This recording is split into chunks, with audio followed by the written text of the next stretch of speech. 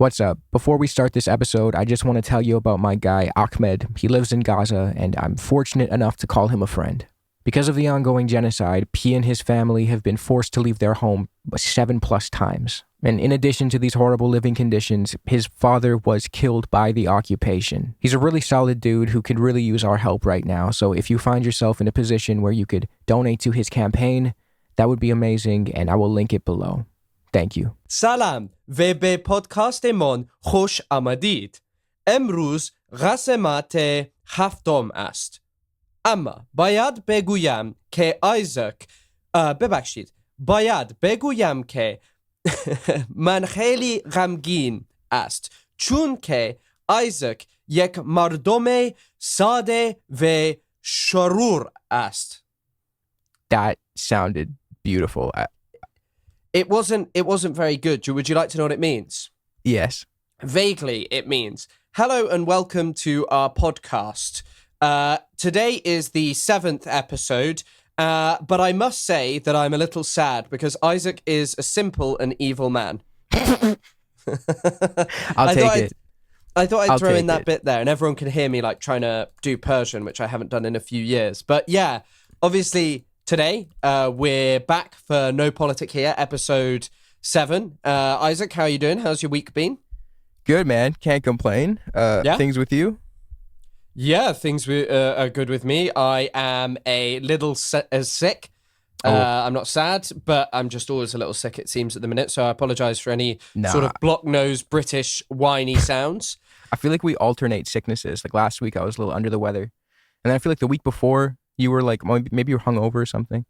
Yeah, I mean, it's just because I don't go outside, and then whenever my girlfriend is in the UK, all of a sudden I start going outside and like going and seeing people at the pub and that kind of stuff, and all of a sudden, you know, I am sick. But yeah, I've had a very exciting week. I mean, it's been a pretty crazy week as well. I'm sure you've been keeping up to date with this week's events, seeing as it's what the podcast is about. But yeah, been keeping an eye on it. I'd be interested in hearing your thoughts on it. It's obviously a very sensitive and serious issue. Yeah.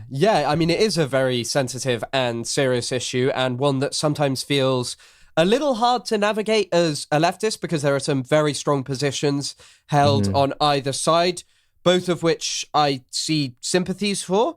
Obviously not for the monarchist and like far-right fascistic Zionist views ones, on... Yeah, and I mean, those are particularly disappointing, like how you see people like... I mean, Lindsey Graham, I don't know if you've seen a video. It might actually be worth inserting into the podcast so people can see it. I'll send it to you afterwards. Lindsey Graham looked like he was having a meltdown today because of the fact that Trump is seemingly not going to strike Iran, but it remains to be seen. I mean... There are a lot of headlines out there that are...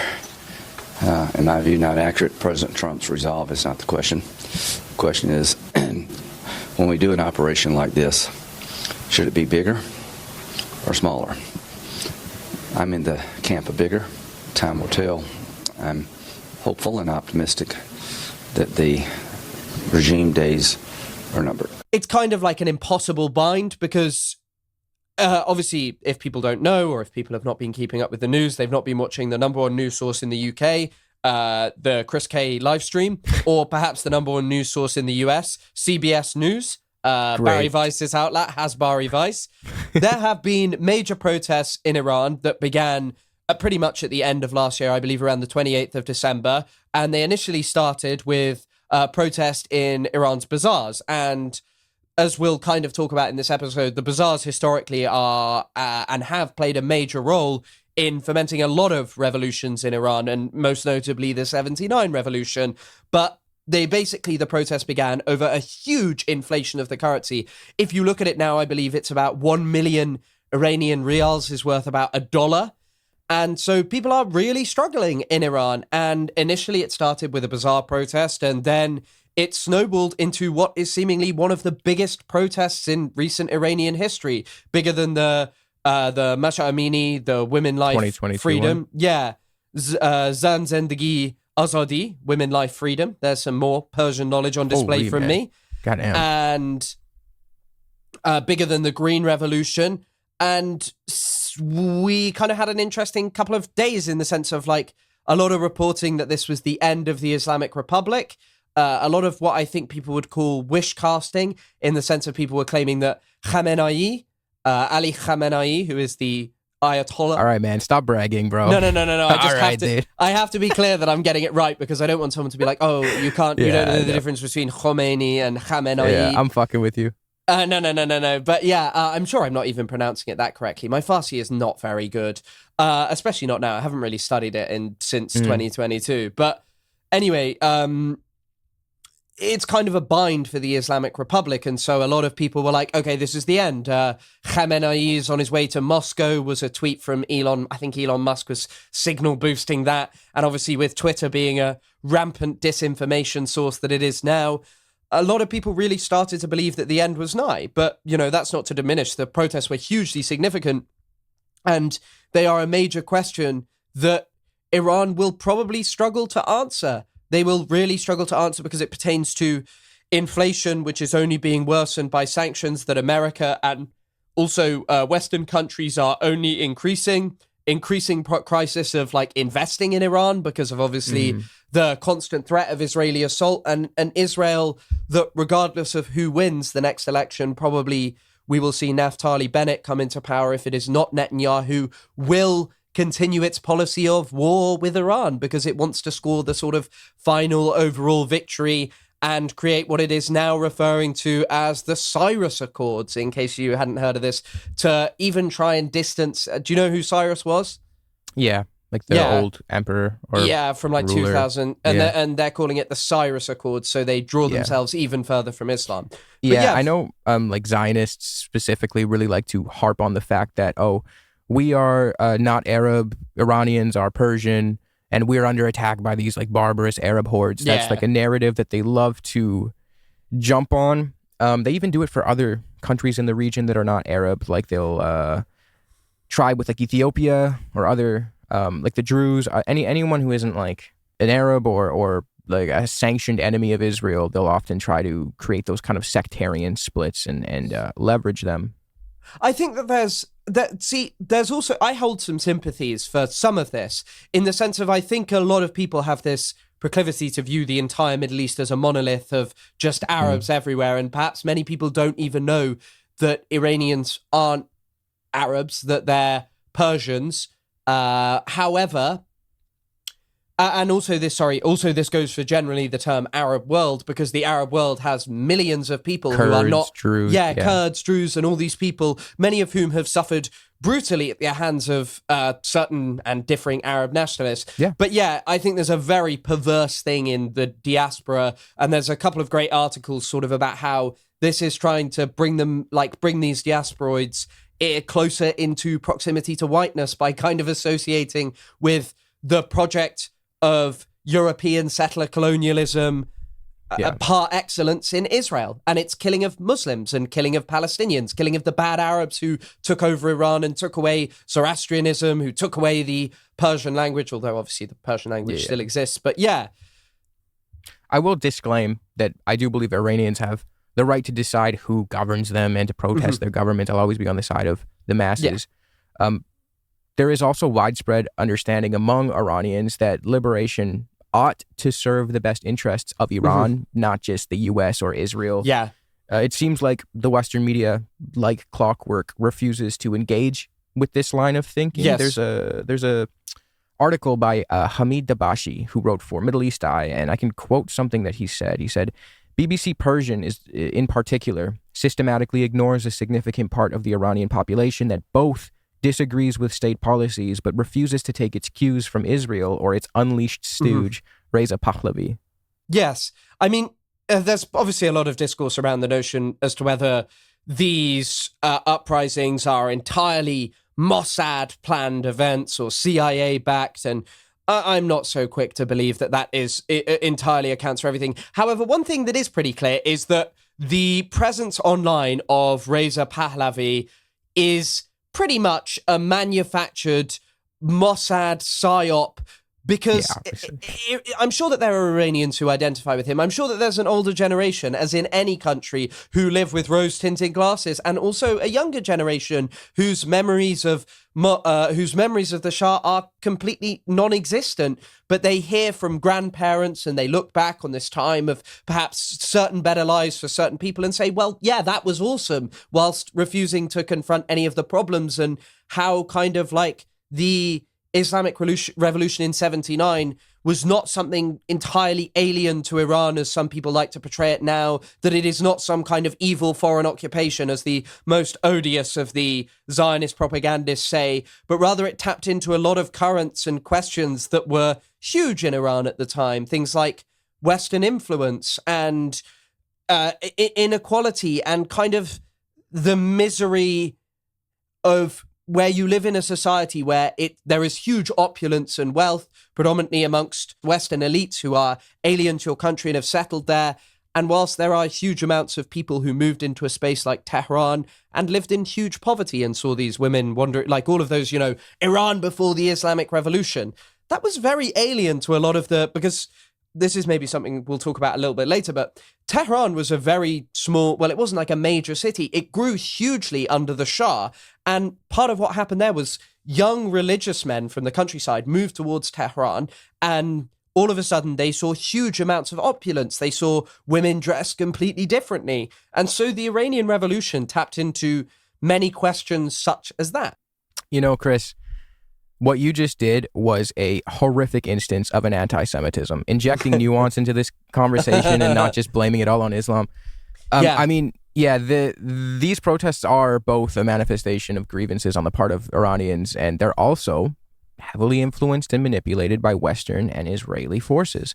That's not a conspiracy theory. Haaretz published this about Pahlavi. While Pahlavi enjoys some popularity among the Iranian expat community, it's far from clear that Iranians want him as a leader. The son of a former dictator who enjoyed Israeli and American patronage, he carries the political baggage of his father, whose rule was known not only for its openness to Western culture, but also for corruption, political repression, and the torture of regime opponents. It then goes on to report that the Israelis are creating like a fake social media campaign. The campaign, this is a quote, the campaign promotes Pahlavi's public image and amplifies calls for restoring the monarchy. The campaign relies on avatars, fake online personas posing as Iranian citizens on social media. And this was first discovered by social media researchers in Israel and abroad. So it's not anti-Semitic to say that these are infiltrated. This movement is largely infiltrated and co-opted by Zionists and Western forces.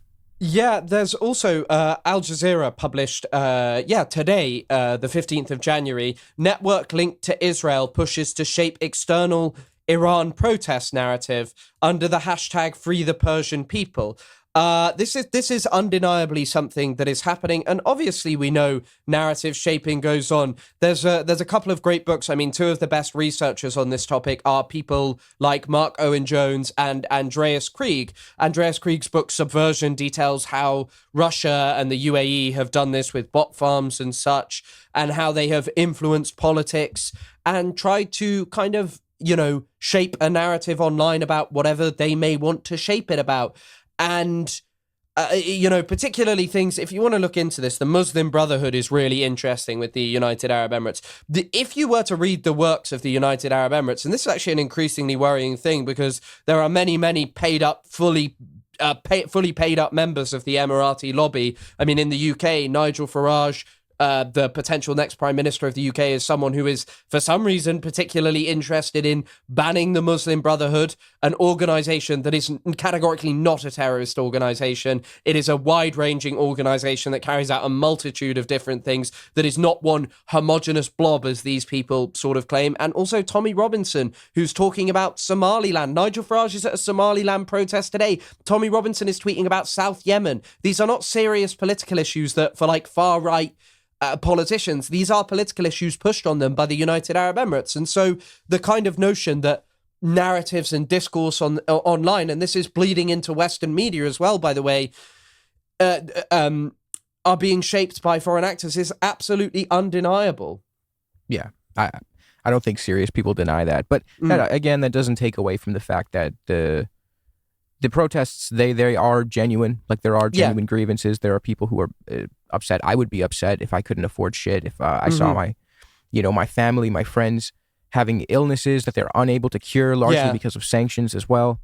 I also think that there's this aspect as well. There are, unfortunately, our opinions, and hopefully we'll talk about this later, I probably should say, we're going to do a second episode, potentially, of this, talking more about Iran post-1979. So we're going to kind of go up to the revolution today and then move on beyond it. But people do have grievances as well to do with a kind of disappointment and a frustration of what the Islamic Republic became, and the kind of like hopes for something majorly different from the Shah, when, often people talk about the Savak. The Savak went away to some extent, but it was then from its ashes rose like a kind of very repressive phoenix of, I think it's called the VVAC, the Internal Security Forces of Iran. And Iran has the capacity to be incredibly repressive. It has engaged in mass murder, and seemingly, if some reports are to be believed, thousands of people are dead. I mean, we've seen I'm sure you've seen this. Barry Weiss has, this is another insane aspect of this. Barry Weiss's outlet, CBS News, like a standard respected journalist outlet. Your favorite one, yeah. Has reported. Oh, I love her. Her. I think she's a brilliant lesbian journalist doing her best. Is she? Yeah, she's lesbian. She's a dissident. She is a dissident who is carving her own path in media, and everyone needs to take that in mind. She is a girl boss. She's a young girl boss. Yep. I always support a girl boss queen. Yes. Yeah. But she has obviously been appointed by the Zionist David Ellison, and without any investigation, without any sourcing, has put out the claim that between 12 and potentially 20,000 people have been massacred in a couple of days in Iran. Now, there are some outlets reporting 2,000. They are all external. There is an internet blackout inside Iran right now. So who knows the level of repression? Who knows what has actually happened? Because, the Iranian government is pushing the narrative that it was like a violent riot insurrection, and there have been 100 security officers apparently killed, which is a pretty sizable number if you think about it, and it shows that there must have been some armed protesters at minimum. But yeah, it's kind of a crazy world in which now, like a respected-ish institution, CBS can publish something like that and people take it seriously. Just a week after she has been blocking criticism of the Trump regime through delaying a 60 Minutes episode about the prison in El Salvador, CCOT. Yeah, it is funny that she's very quick to jump on this story with what seems to be minimal capabilities to fact check and report accurately. But when it comes to the mountains of evidence of human rights abuses that have been levied against the Palestinians for 2 years, she's not only not covering it, really, but she's an apologist for it. She downplays it. She, possibly likes it. Who knows? But Isaac, how do we not know that all of the Iranian protesters who died were all had secondary illnesses, and actually them being shot by the Iranian security forces, they would have actually survived otherwise, Could you imagine earnestly making that argument now? Yeah. I mean, of course. The only place you'd probably see Barry Weiss do that is go actually all the deaths from sanctions in Iran and wherever. There's apparently some research which suggests US and Western sanctions have killed 38 million people, which may be an overestimate, but simultaneously, I do not doubt that millions have died. The situation in Iraq, right? Hundreds of thousands have died in Iraq as a result of sanctions. Yeah, sanctions hurt ordinary people. There's a Lancet study, I could attach it. But is that the 38 million one? The statistic I remember is that U.S. sanctions are responsible worldwide for 500,000 deaths a year. So unless I'm misremembering that, if I am, I apologize, but I'll link the story. Mm-hmm. Yeah, I think, and I think it's particularly interesting because if you want to look at another example where Saddam Hussein was sanctioned. Now, Saddam Hussein was a man who no apologies should be made for. No. Obviously, the invasion of Iraq is terrible and the events afterwards are awful, but Saddam Hussein specifically was undeniably a genocidal maniac, and anyone trying to revise that, look into the Anfal campaign. Yeah, the only problem was German companies. This was brought up by the sort of Iranian government sort of mouthpiece kind of character, Mohammad Mosaddegh, who, is very good at talking about Israeli propaganda, but then is also obviously not the most reputable source. He is part or very adjacent to the Iranian government. But he was talking about how German companies had sold Saddam Hussein the gas that was used on Iranians. They had no problem with chemical weapons being used. Even the Kurds were talking about their oppression and nothing was really done about it. And it's kind of, I guess, the problem where we're drawn to, which is the West's real problem with this pertains not to democracy, not to human rights abuses, not to killing. It literally pertains to the fact that Iran will not dance the specific tune of recognizing Israel, of abandoning support for, groups which offer any meaningful challenge to Israeli imperialism throughout the MENA region, and American imperialism. That is what this boils down to, their opposition. And I think that that's what often makes it so hard for like so many leftists to really engage with this topic. Yeah, I also think another thing that kind of gets leftists a little caught up and hesitant to fully, say, support the protesters or to interject any nuance is the fact that Iran does supply it supplies the Zionist resistance movements like Hamas, Hezbollah, and the Houthis with the capabilities to resist Zionist colonialism. So yeah, that is also an input that should be taken into consideration. But again, I don't think Iran does this out of the goodness of their heart. It's a geopolitical strategy. Yeah, I think I agree with you on that on the topic of it being, this sort of geopolitical strategy.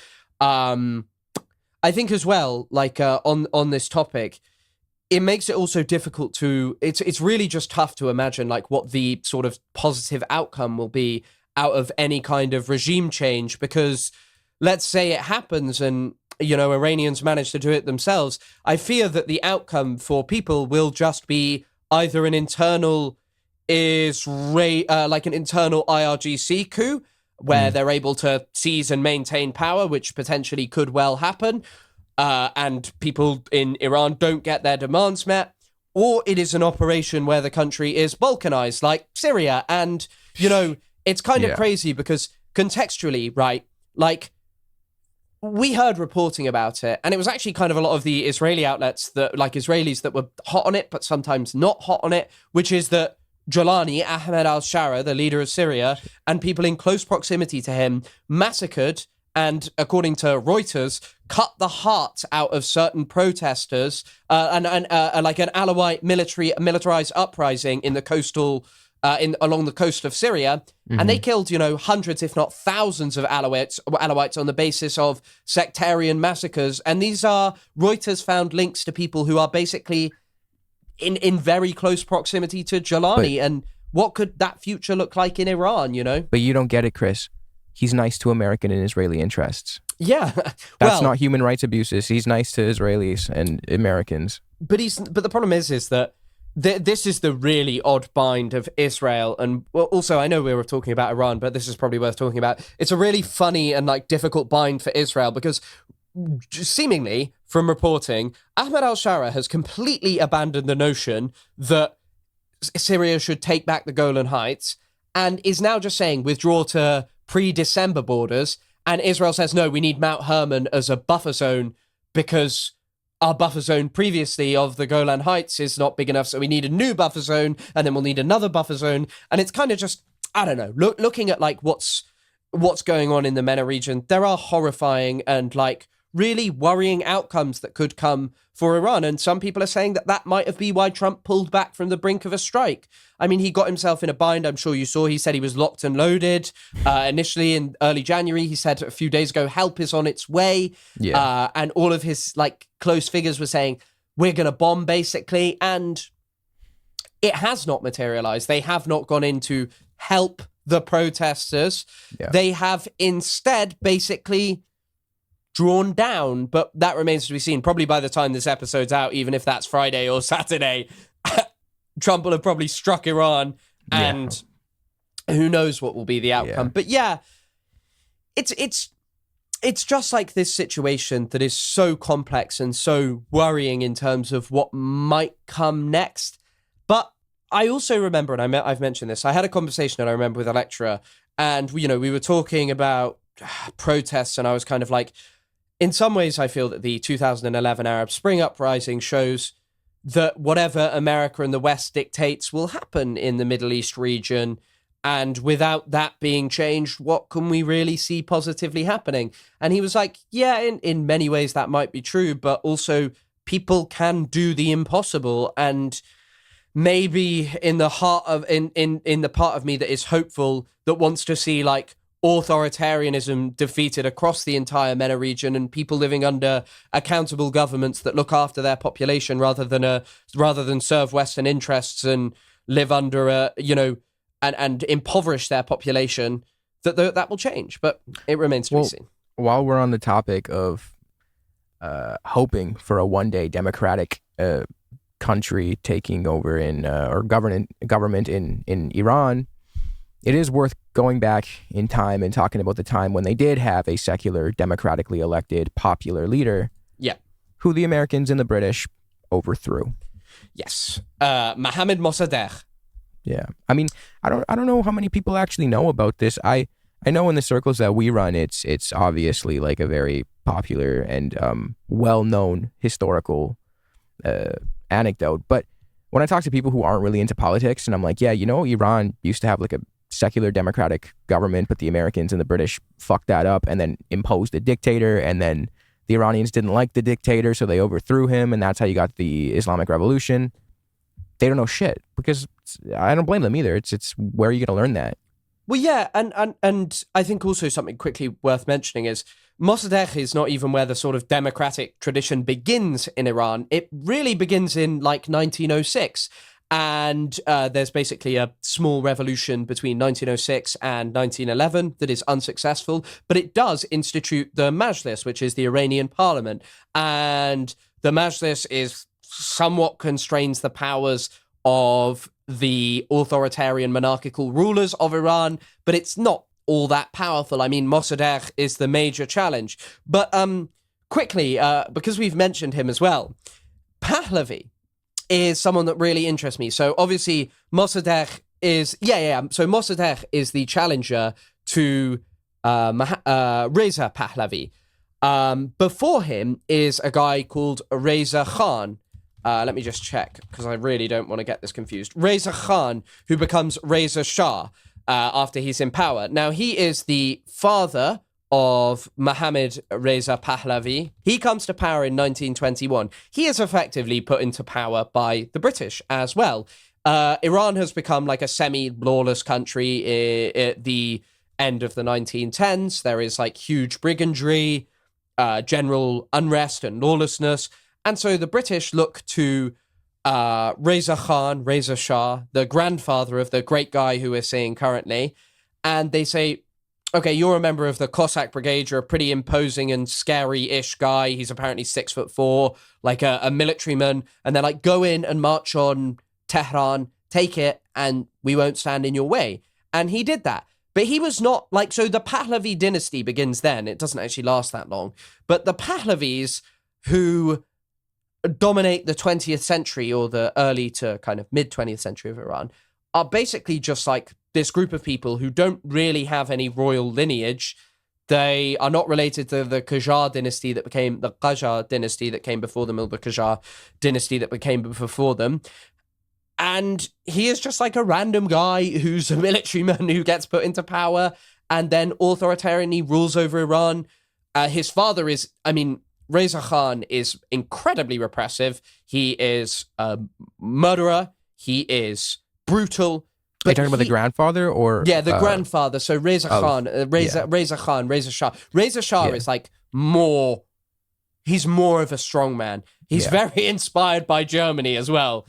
During a great period of German history, is when he gets his main inspiration.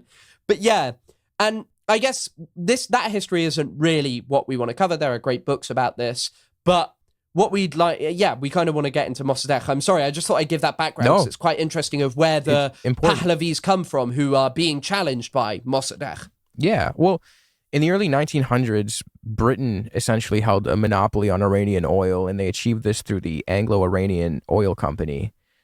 Historian Stephen Kinzer has a book called Overthrow, and there's a succinct passage about this where he says, Britain's ability to project military power, fuel its industries, and give its citizens a high standard of living depended largely on the oil it extracted from Iran. Since 1901, a single corporation, the Anglo-Iranian Oil Company, principally owned by the British government, had held a monopoly on the extraction, refining, and sale of Iranian oil. Anglo-Iranian's grossly unequal contract, negotiated with a corrupt monarch, required it to pay Iran just 16% of the money it earned from selling the country's oil. It probably paid even less than that, but the truth was never known, since no outsider was permitted to audit its books. Anglo-Iranian made more profit in 1950 alone than it had paid Iran in royalties over the previous half-century. Yeah. Oil becomes hugely important, by the way. When I first studied the Middle East, do you know why it's so important to the British, not just powering cities? Do you know what changes around just before the First World War? Remind me. Maybe I don't know. So I only really remember this because there was this guy in my class who used to say this every time it was mentioned. So in about 1908, Britain makes a switch from coal to power the Royal Navy to oil. Okay. And after this point, controlling oil in the Middle East becomes hugely important. And, that's why they're so set on the Suez Canal and all the oil traffic that went through there. And also places like Iran. And later on, the empire, actually, I guess this is important context for Mosaddegh. The British Empire is really limping on after the Second World War. The British Empire gets pretty smashed during the First World War. And all of a sudden, Britain is a declining power. There's a major amount of anxiety from people like Churchill himself about kind of how Britain is now becoming subordinate to an American-led world order where America has all the money. I mean, JP Morgan financed the First World War hugely with massive loans, and they basically end up lobbying the American government. They're like, hey, you can't let the Allies lose because we're paying them all. And so Britain is in an increasingly subordinate place, but one place is keeping them afloat and bringing in huge amounts of money with what by the 1950s is the most unfair oil deal imaginable, because 50-50 kind of becomes more of a standard with the Americans. The Aramco, that's the one in Saudi Arabia, and I'm sure in places like Venezuela and Mexico and all of these places, the oil deal is not like 16-18% being returned to the population there. Unable to audit the books. Yeah. It's so humiliating as well. Just being benevolent to a foreign power like that. Yeah. And the people of Iran were facing immense poverty at this time too, because all of the wealth was being extracted by colonial power. Obviously, this animosity led to the rise of the economic nationalist, Mohammad Mosaddegh, who was seen as an anti-colonial figure by the masses, and he was largely popular. He was voted in as prime minister in 1951. And he immediately got the Majlis, the Iranian parliament, to vote on his act to implement the nationalization of the Anglo-Iranian Oil Company, which passed unanimously. Yeah. So what happened to him then? Brilliant things. I mean, he kind of gets some recognition for this before we get into what becomes of him. In Times Magazine of the Year, 1951, he is described as, he's named Times Man of the Year, but he's also described as a weeping, fainting leader of a helpless country, and that he threw tantrums like a little boy. However, one of the interesting things about this that I also think even people who may know of the story of Mosaddegh may not know is the reason that Mosaddegh was like this is actually kind of in line with the Shia tradition of Iran.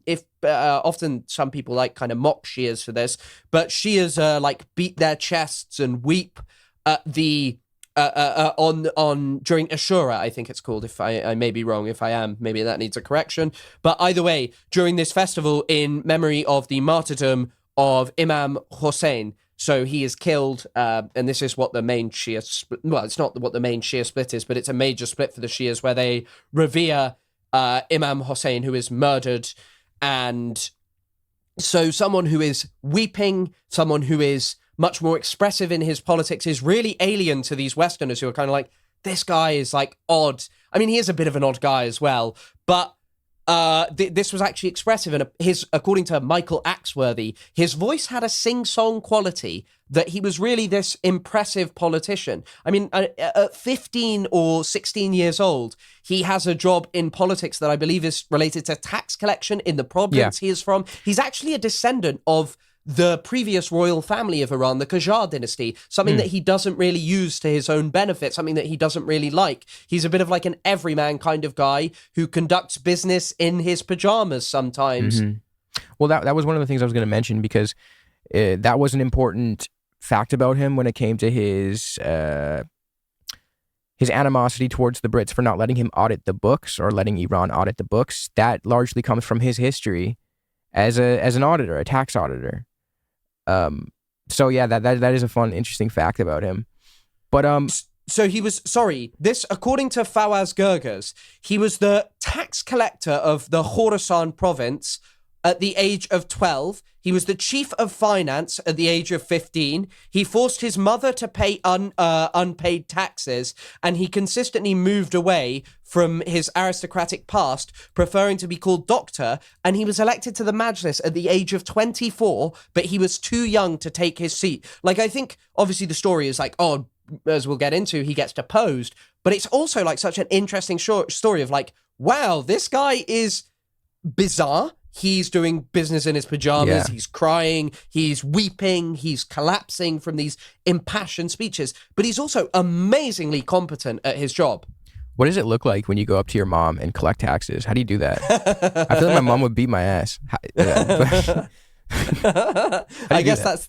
I don't know. I don't know. I guess when your mother's... And also just the audacity to do that at a young age when your mother's like a royal. It's crazy.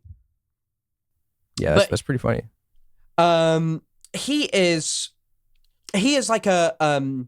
certainly, an amazing figure in Iran's history, but unfortunately, there's quite a lot of friction between him and the Shah. But he is so popular, actually, that when there's a debate over appointing a minister of war, in 1952, there is a crisis, and he leaves his post. The Shah begs him not to, but yet the people protest, and he has to be put back into power because he is just a figure of popularity. He is someone who is anti-colonial. He's not even really that actually anti-West. He's much more this guy who is like, I don't want Iran to be humiliated. I want to better the lives of my people by nationalizing oil, our own resource. Yeah. I mean, he was more anti-British. Like at the time, prior to, because keep in mind, this was the first big CIA coup, Operation Ajax, the one that deposed Mohammad Mosaddegh. He was more anti-British as opposed to anti-American. That wasn't really a sentiment that started to emerge until America became more of a prominent colonial power in the region. Well, America was viewed by a lot of people, particularly because of the Wilsonian 12 points, as like a liberator. They saw it as someone who had liberated themselves from Britain, and they thought that it was a much fairer colonial power than Britain would be. And there are actually hopes that America would liberate Iran. And Mossadegh went to the US and, tried to lobby the US government to support him for what he was doing, and was like, I want to be free from Western imperialism, So did Ho Chi Minh. Like a lot of these figures, Castro, they respected the Americans for their revolution, despite the fact that a large reason behind the American Revolution is that they wanted to settler, colonize other Indian lands that were off limits. The British gave them a limit as to how far they could expand, and they didn't like that. They wanted to expand past the 13 colonies. I think, what's her name? Roxanne Dunbar Ortiz, in her an indigenous people's history of the United States. I think she mentions that. But again, that's just me not wanting to give the Americans too much credit. I'm being a petty little bitch right now. Well, I mean, you know what? It's a funny thing because in this story, obviously with the weakening and lacking position of the UK in the world, I'm here to stake my claim of why the UK is more important. It is actually Churchill who in 51 is over and over again trying to lobby Truman for years to just go, get rid of Mossadegh, just like we need him gone. And honestly, it is genuinely one of the stupidest decisions that the British could have made, because if the British had chosen to work with this guy rather than deposing him, they wouldn't have ended up with such a But like, they shouldn't have had any oil deal, by the way. Yeah. It's inappropriate and grotesque. But they wouldn't have ended up with as bad a share of it as they got after the Americans came in and kind of like, were like, yeah, we did this shit. But it's also worth mentioning that Truman was relatively sympathetic to these types of anti-colonial movements. Not that he was like a good guy, but relatively, when it comes to who came after him, which would be Eisenhower and the figure who decided that he would go through with the coup, with Operation Ajax. And there are a few reasons as to why he did that. A, he didn't like the precedent of local governments taking control of their own resources, because that sets a precedent. And American ambitions in the imperial periphery is that they would like to own those resources and not have the local governments be in control of them. So if Iran was to nationalize their oil, that would be a terrible precedent for Western capital. It's one of the reasons. Another one is Mohammad Mosaddegh was not mean enough to the communists. This was the Cold War. Yeah. He was worried that he could turn red. Yes, which is actually, I mean, I'm sure we'll get into this later, but the Shah has some really, truly amazing beliefs about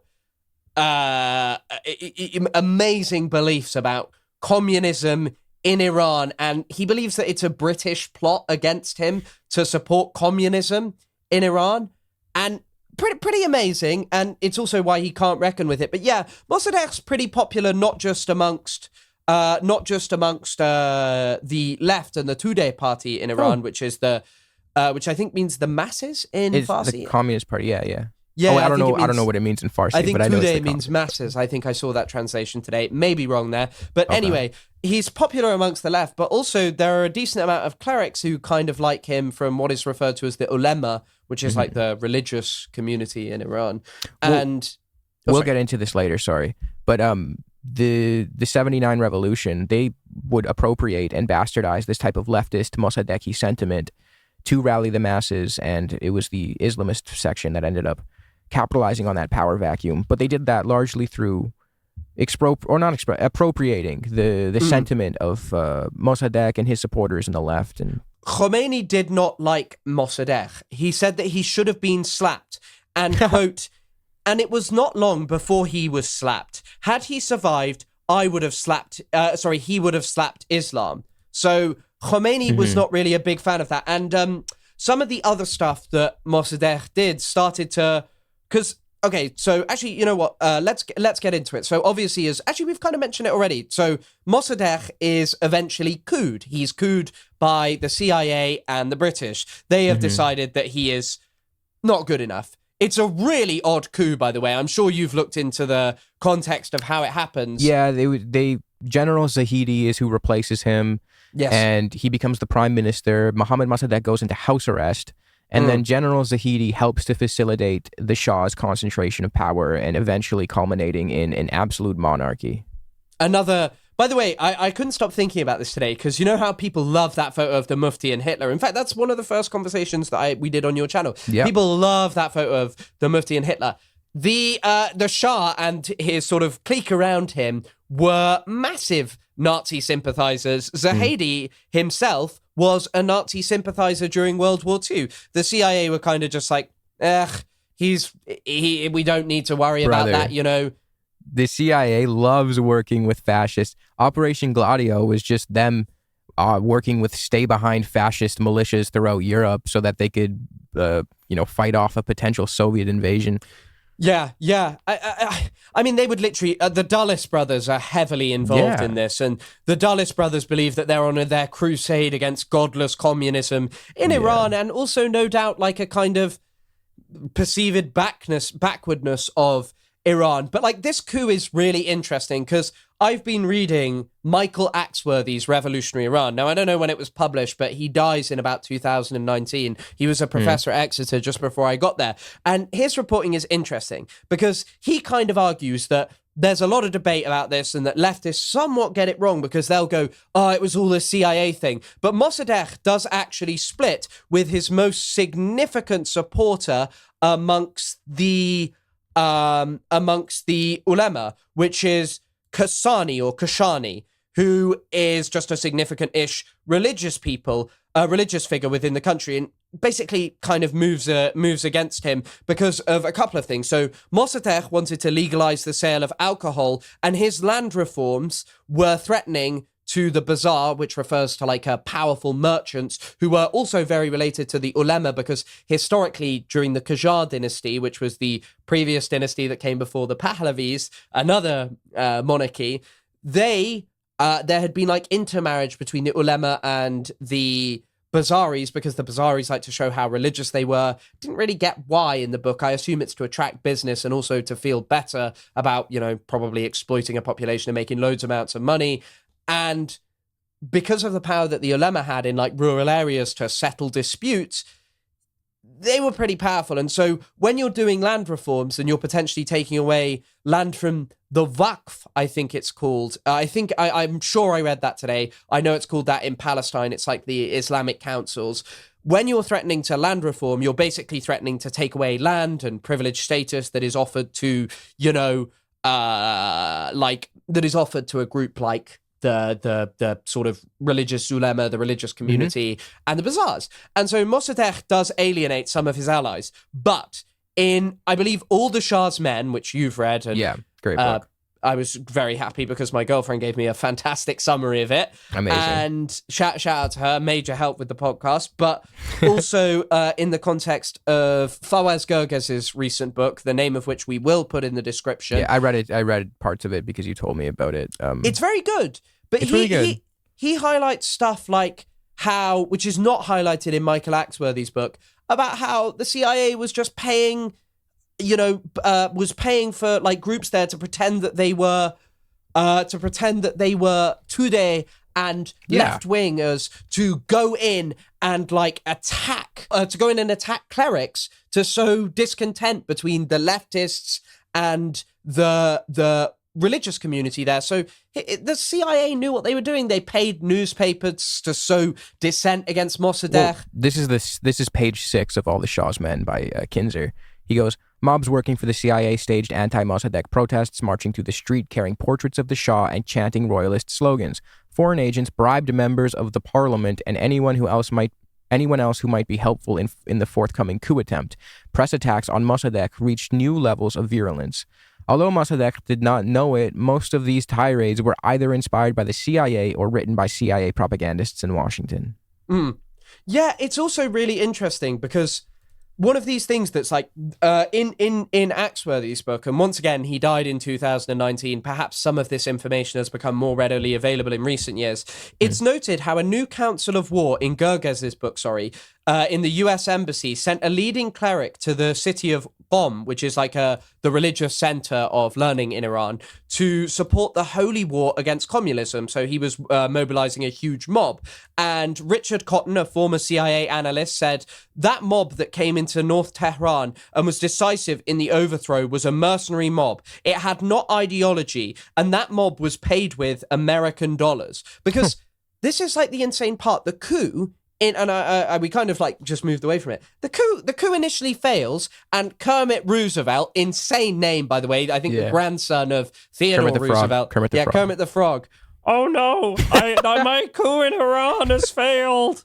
Dude, that sounds like Jordan Peterson kind of. Yeah. My coup in Iran has failed. Young men were doing brilliant things in Iran, and now my coup has failed. The Shah has failed to make his bed.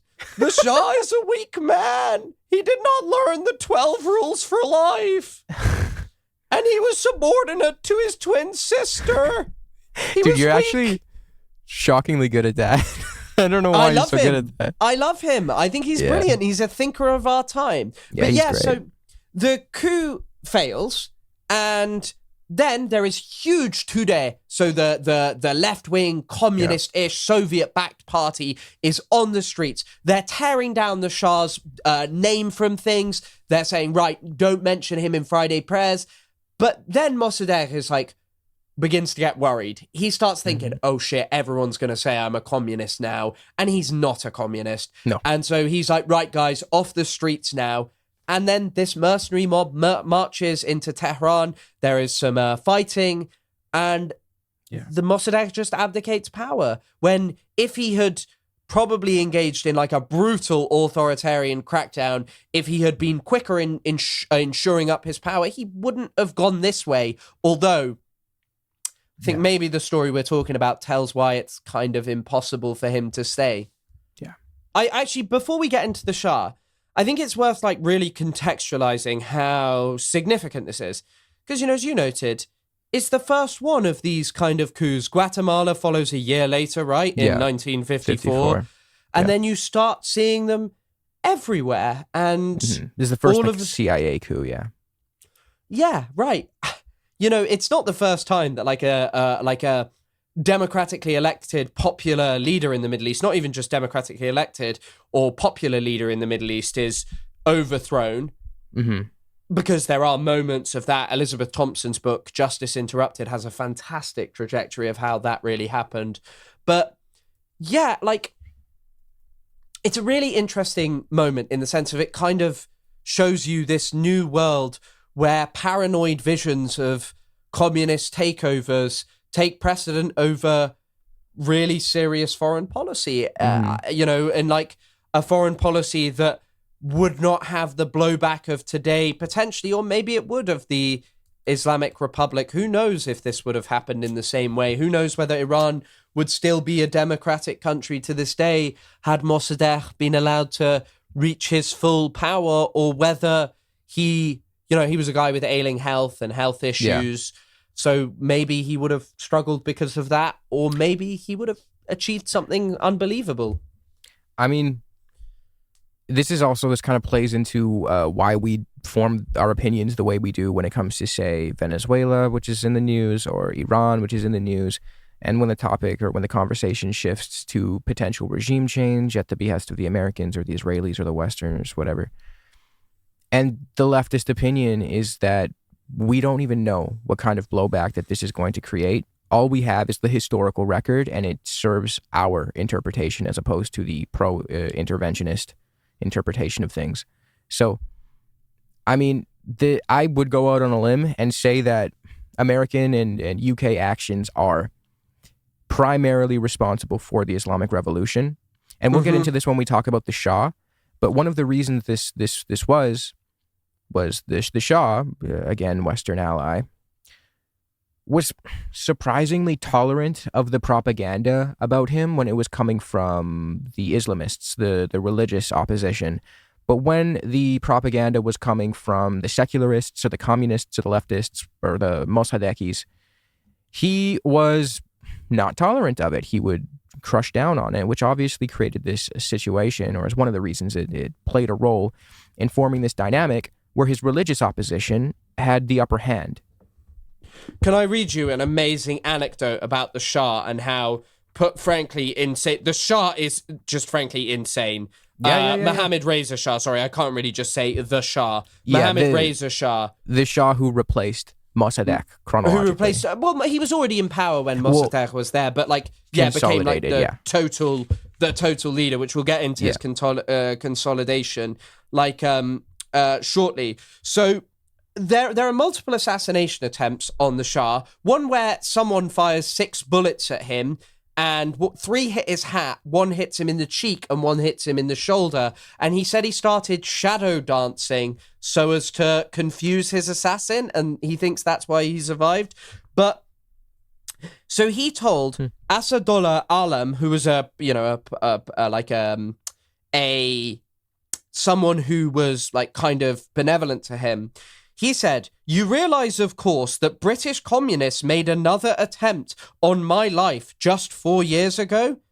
He was telling, like, politicians close to him that British-backed communists were trying to kill him. It's truly amazing. His level of paranoia was unbelievable. He referred to it, it's called a Karkari English. The work of the British. The doing of the British. Kar is work. Karkari is like possessive English. So it's like, so basically he claimed that everything against him was a work of British communists. The guy was mental. And when he actually confronts like an Islamic revolution, he's a bit like, where are all the leftists? He's kind of a bit unsure where they all are. That's amazing. That's hilarious. He's a very interesting guy. he was also like, I don't want to like armchair psychoanalyze him, but he was kind of unimpressive at first, and then he kind of like devolved into just a megalomaniacal he went psychopath. I think a lot of that had to do with the revenues that were generated post the 73 oil boom for him. And then I guess that just kind of went to his head, but that's off topic. I mean, so like almost instantaneously, the people who are persecuted most after, so the Shah's also like, initially he's reluctant to take power. His twin sister has to fly, meet him, who he then refuses to meet for a short while because he flees during Mosaddegh. He flees. He goes to Rome and he starts whining to his wife about how he's got no money. He also keeps getting divorced by his wives, which is a major L. He's married to a princess of Egypt initially, who divorces him, and then he has a second wife who can't give him children, who he then leaves. He divorces her, so actually he didn't leave her. He then marries a third wife who produces the wonderful.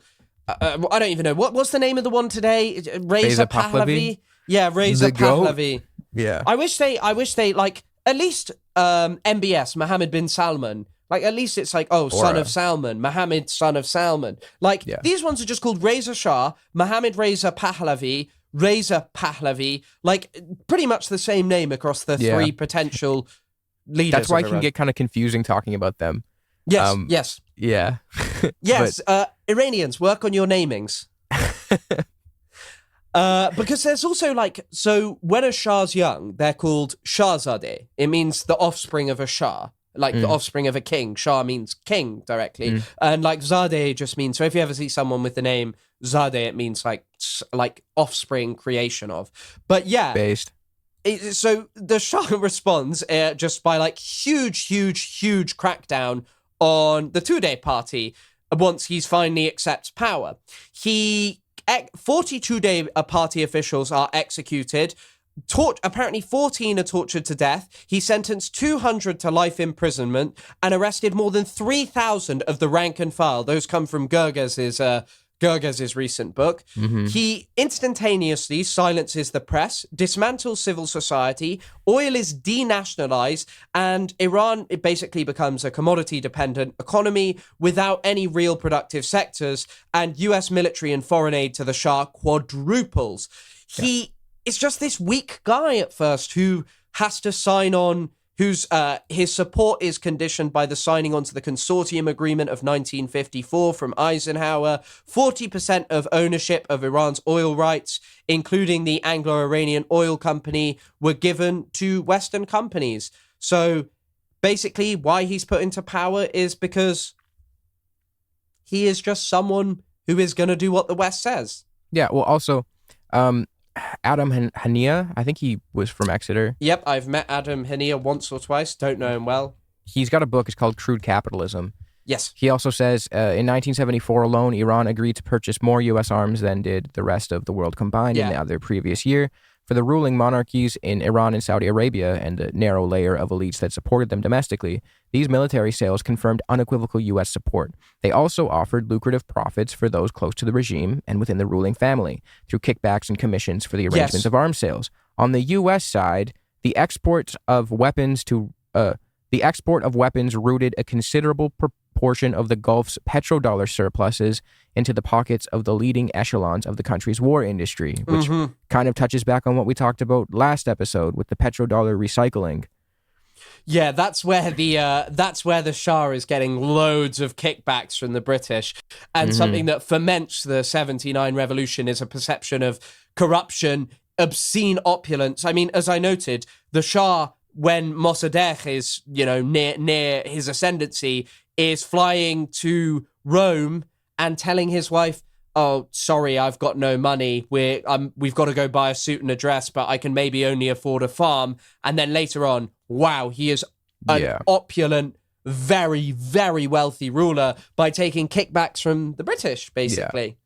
Yeah. He's also, I don't know if we've stressed this enough, horrifically brutal, was very cruel. Amnesty International reported on him in 1976, essentially saying that he was a horrible tyrant. Academic freedom was restricted, political freedom was restricted. His SAVAK, the secret police force that the Shah created with the help of Israel and the CIA. You can read more about that in William Blum's Killing Hope. I believe it's chapter 9. But also, do you know it was created and was helped built, the SAVAK was helped to be built by Major General Norman Schwarzkopf, who organized the coup. And he was there 2 years, then 5 career CIA officers with different political leanings moved in and helped him build the SAVAK. But this is also one of the funny things, because some of the arguments you hear against the notion that, the CIA and all this interference matters, like Iranians, there are problems in the ulema, there were problems here and there, and Mosaddegh was not strong enough, he was not authoritarian enough. These guys built him like an authoritarian regime, like enforcement system. And the reason I mentioned Schwarzkopf, is because his son is the leader or like the major military figure in Operation Desert Storm in 1991 when they invade Iraq. Yeah. Schwarzkopf. Which is a little anecdote that I thought people might find interesting. It is interesting. But so Gerges, on I believe page 90 of his book basically argues 1 in every 450 men was a SAVAK informer. Some rumors suggested it was 1 in 10. That may be massively inflated, but it shows the level of fear that was going on. They influenced the media. They screened for academic and government jobs. They used torture, summary executions of political opponents. They basically, because of the Shah's paranoia, destroyed the entirety of any really existing left in Iran. Yeah. If you want to get into kind of like the decline of the Shah, the White Revolution. For those who don't know, the Shah launched something called the White Revolution, which was essentially an attempt. That's what I'm launching on TikTok. The White Revolution. Yo. Pause. That sounds a little Klansman-y. Yeah. You're too British for that, brother. Yeah. I can't be launching no White Revolution. So the White Revolution was like essentially the Shah's attempt to preempt or prevent a red one, a communist revolution. Yeah. And his most notorious move during this time was his land reform. The land reform campaign actually backfired, and in the words of Fawas Gerges, as you were talking about his works earlier, the reform campaign backfired and, quote, produced large numbers of independent farmers and landless laborers. Yeah. So this poorly executed white revolution not only failed to quell revolutionary sentiment, but actually pushed the masses closer to an uprising. Yeah, it's also like a really bad land reform because basically most people couldn't subsist off the land that they got, really. And the other 5 points were the privatization of state factories, always a brilliant idea. The nationalization of forests, pretty good. Female suffrage, nice. Profit sharing for workers, okay. And a literacy corps of young educated people who would then go into the rural areas and teach reading and writing to primary level. Now, the main problem with this was that all of or a sizable number of the people who did that were really snobby. And I read one account in Axworthy's book of this, like, poor lady who herself couldn't read and she lived in rural Iran somewhere. And apparently the guy who came out just kept calling her son Khar, which means donkey. Another interesting Iran fact. A rabbit is called Khar. Hold on one second. Rabbit. Let me look this up. It's Khare Gush. It means donkey ears. That's what you call a rabbit. That's what you call a rabbit? Yes. Khare Gush. That's amazing. Khar Gush, sorry. But yeah, that's what you call a rabbit. Wow. But yeah, so he kept referring to people as donkeys, these young people who went out to teach people. But this is the general problem, right? He is very, very, very focused on Tehran and the cities. He really actually hates the villages, a bit like Mao and a bit like Pol Pot. Really, really does not like the villages and wants them to go away and wants people to move to cities and become industrial laborers. And like, the effects for a point in time are good. There is an increase in education. The country becomes far more wealthy and some basic things improve for people. I will say Mao really cared about the peasantry and so I will say that. I'm sticking up for my boy. Even during the Great Famine, education and healthcare was being rolled out simultaneously. And the job that was done, like even I think when like China first opens up after Mao's death, which is what, in the late 70s. Yeah. He after he passes away, I think like World Bank starts to look at this and they're like, oh my God, the level of like increase in literacy in this kind of stuff is truly amazing, which is unfortunately something that the Shah does not really manage. Fewer than 40% of children complete primary school. Adult illiteracy was about 66%. And there were many problems. It was just kind of like a forced, like, reformist package as opposed to like a grassroots bottom-up revolution. That's why communist revolutions tend to actually get the shit done that they need to achieve. Like, they tend to increase living standards, decrease poverty, malnourishment, increase literacy. And that's because they're actually a manifestation of the will of the people, because the people and the masses actually play a significant role in it. And to try and preempt that phenomenon from occurring by installing these or implementing these sort of reforms that you then call a white revolution, it doesn't actually get to the crux of the issue here. It doesn't challenge the structure at all, the economic structure or the political structure at all. No. And the other huge issue is that there is just massive inequality, that there is massive corruption, as we've kind of mentioned. The health and educational benefits just do not have the effects because the population is booming massively. The population of Iran increases hugely throughout this period. Like, as I said earlier, I can't remember the statistics, but Tehran transforms from like a pretty small city with not much there to all of a sudden a really big place. And looking at certain areas of it is just like, wow, there is a huge amount of deprivation in this area, that it is not like the space you would kind of expect it was, that like, you know, whilst you have all of these rich and opulent Americans hanging around, Coca-Cola and all this shit, there are just a lot of like poor people kind of languishing. Yeah, that's one of the things that I just don't think that the free market or a capitalist system is very well equipped to deal with, which is developing things equally, equal development. Because again, in a capitalist free market system, it's a lot easier to just go where the profit is, and sometimes it's not conducive for profits to develop areas that aren't, you know, immediately profitable, and that results in uneven development. And that's something that I think, you know, through a capitalist interpretation reform package, you're not really equipped to deal with. And what we saw with the white revolution is you actually end up creating this power vacuum of disaffected people who feel as though, oh, this white revolution failed me. We need a different one. We need a genuine one, an actual grassroots uprising. And, you know, obviously this leads us into the Islamic revolution, but before we go there, Gerges actually notes how Islamists were not originally the main revolutionary force opposed to the Shah. And before that, before 1977, there was a man named Ali Shariati. I said that right, but you know who I'm talking Ali about. Shariati, I think it's Ali Shariati, but yeah, a leftist intellectual who shared similarities with Mosaddegh, and in Gerges's words, was a real contender to lead a post-Shah Iran, but unfortunately, he died in 77.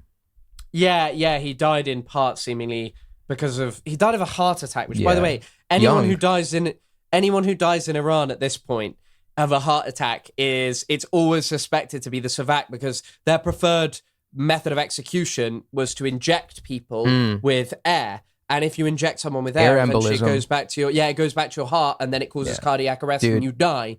You should see me going, because I get IVs a lot.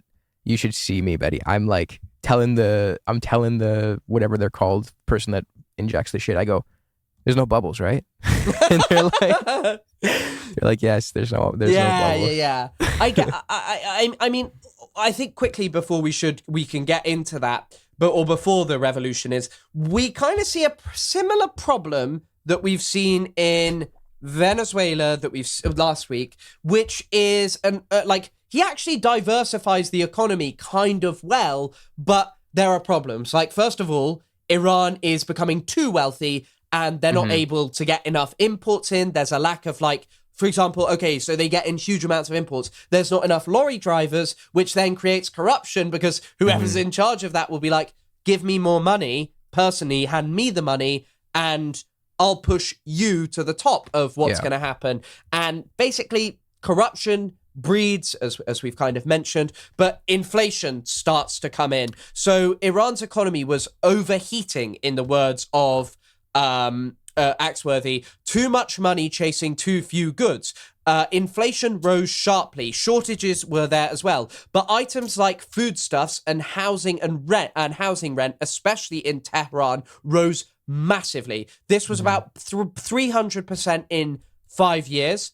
And the Shah doesn't really have any solution. He's kind of had this period of like major growth, and then all of a sudden there's not major growth, and things are not so hot all of a sudden. Well, they're too hot, in the words of Axworthy. I'm happy that you brought that up, because this is actually something that is constantly levied against socialists or communists or left-leaning governance structures. It's that whenever there's corruption involved, it's always, well, socialism has a proclivity to lead to corruption. But then when we look at the Shah, or we look at other corrupt neoliberal establishments, the American government, it's never really, you never really pinpoint capitalism or neoliberalism or whatever as an indicator for corruption there, because I guess it's just not it's not like a strong narrative the way it is with socialists. But again, I think like the culprit here is the dictatorial structure that facilitates corruption more than any economic structure. Like, the reason I tend to like democracy better is that I believe it's a system that can perpetuate itself more efficiently, as opposed to with a dictator, whether he's benevolent or not. If he dies or she dies, then, you know, you're playing a whole new, you're rolling the dice all over again to see if the next guy or girl is going to be whatever, corrupt. But with democracy, you tend to get a little bit better results of self-perpetuating yourself.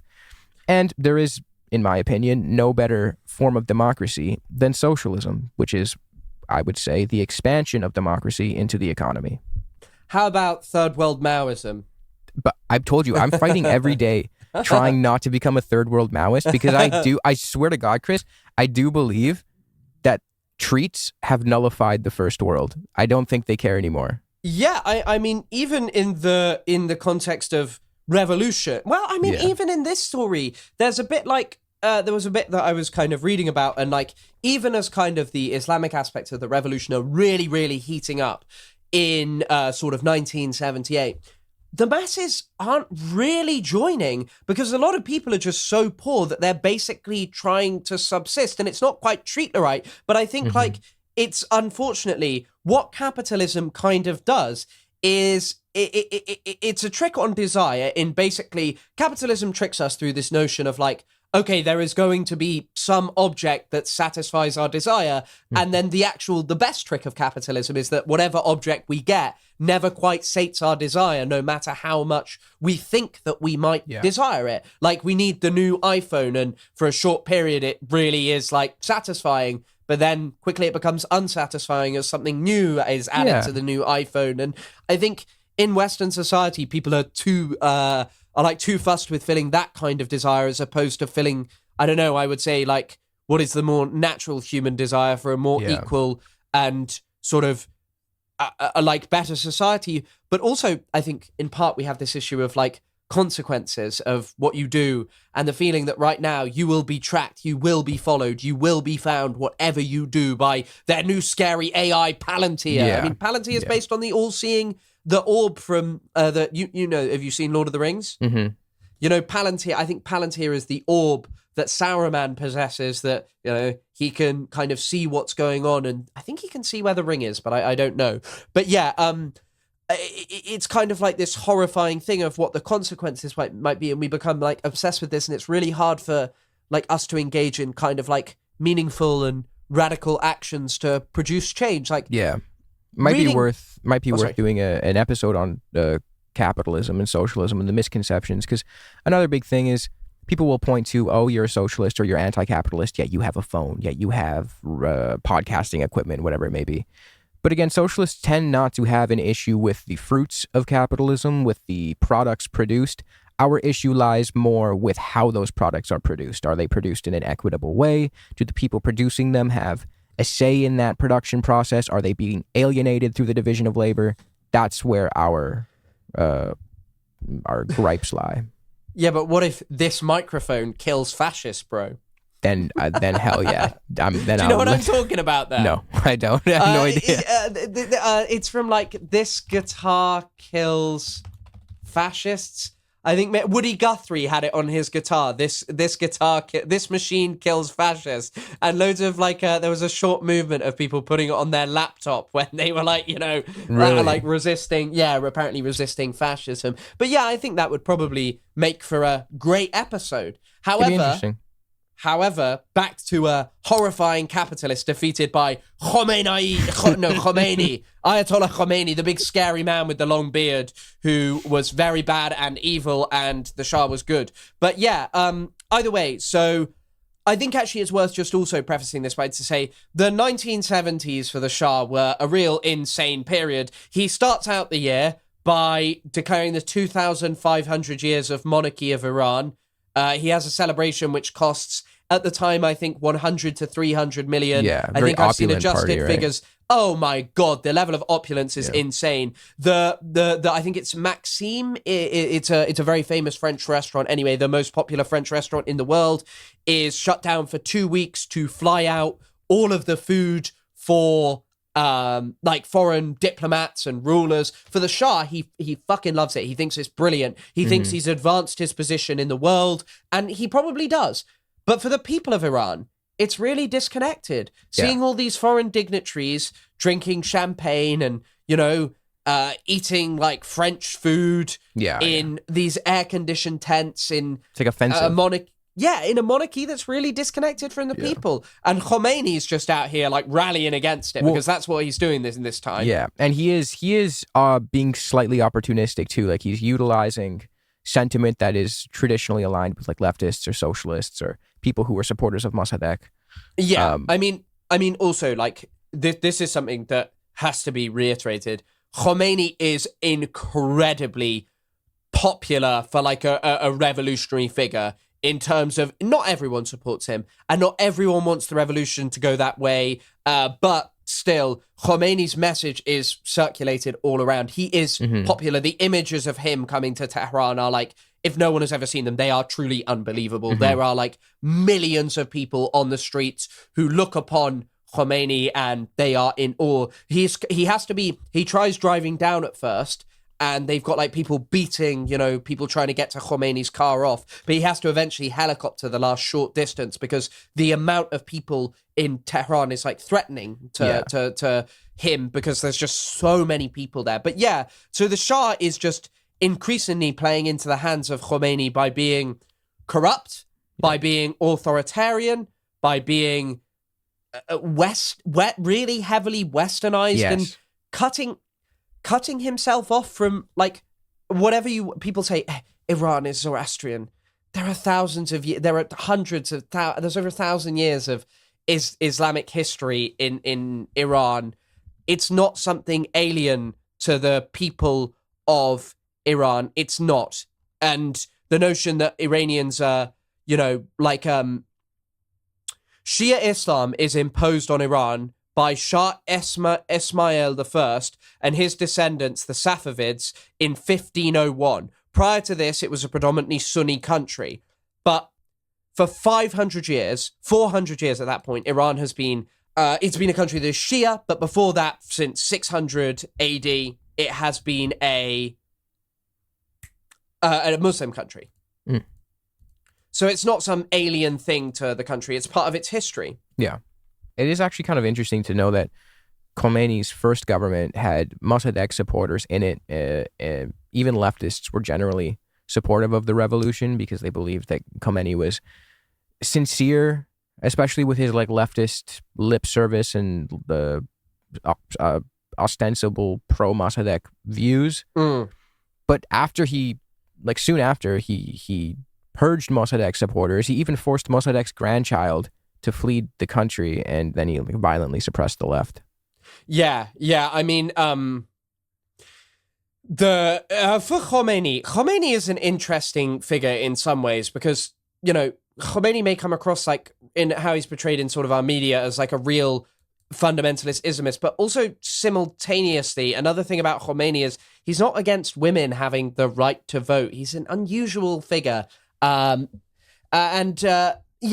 obviously cut. So I guess there's a bit worth sort of saying about this. And so in 77, the Shah starts to relax some policies. He starts to push back on the notion of like full-on authoritarianism. He starts to push back on the notion of like no freedom of speech.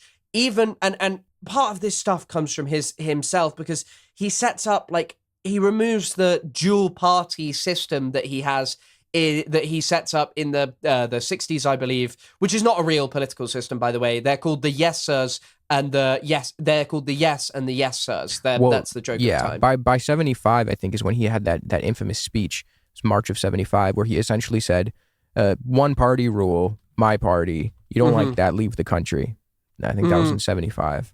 Yeah, it's huge. He says if you don't believe it, you are a 2-day supporter. You are not welcome in Iran anymore. But his change is so funny, because he has a book that has to be removed from bookstores. It's called Mission for My Country, and it made statements about freedom and democracy, and they were now deemed out of date. And he has to send the Savak and his police forces to go in. And this new Rastakhi's party, which is the unitary party, is even more repressive. So the number of books that were published per year fell from 42,000 to 1,300. They imprison writers, they torture, and this leads to a backlash. And what happens then is, after the backlash, the Shah has to start relaxing things. There's inflation, there's economic problems, and so the Shah basically makes the decision, okay, I'm going to have to start relaxing things, which for him is a terrible decision.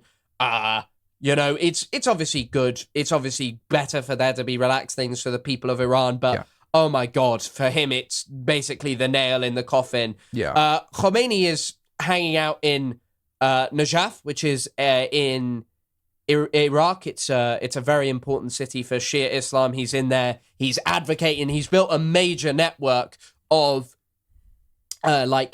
sympathizers, clergymen. He gains major control over the mosques throughout this period, basically. And the Shah has dug his own grave. Like, the story of the Iranian Revolution is complex, and we can't detail everything in this episode, and we'll kind of get closer to its climax and Khomeini's seizure of power in the next part. But yeah, he is... Khomeini is basically growing. And there's this... do you know much about like the cycle of protest and how it operates in Islam? No. So in Islam, there's a 40-day period of mourning.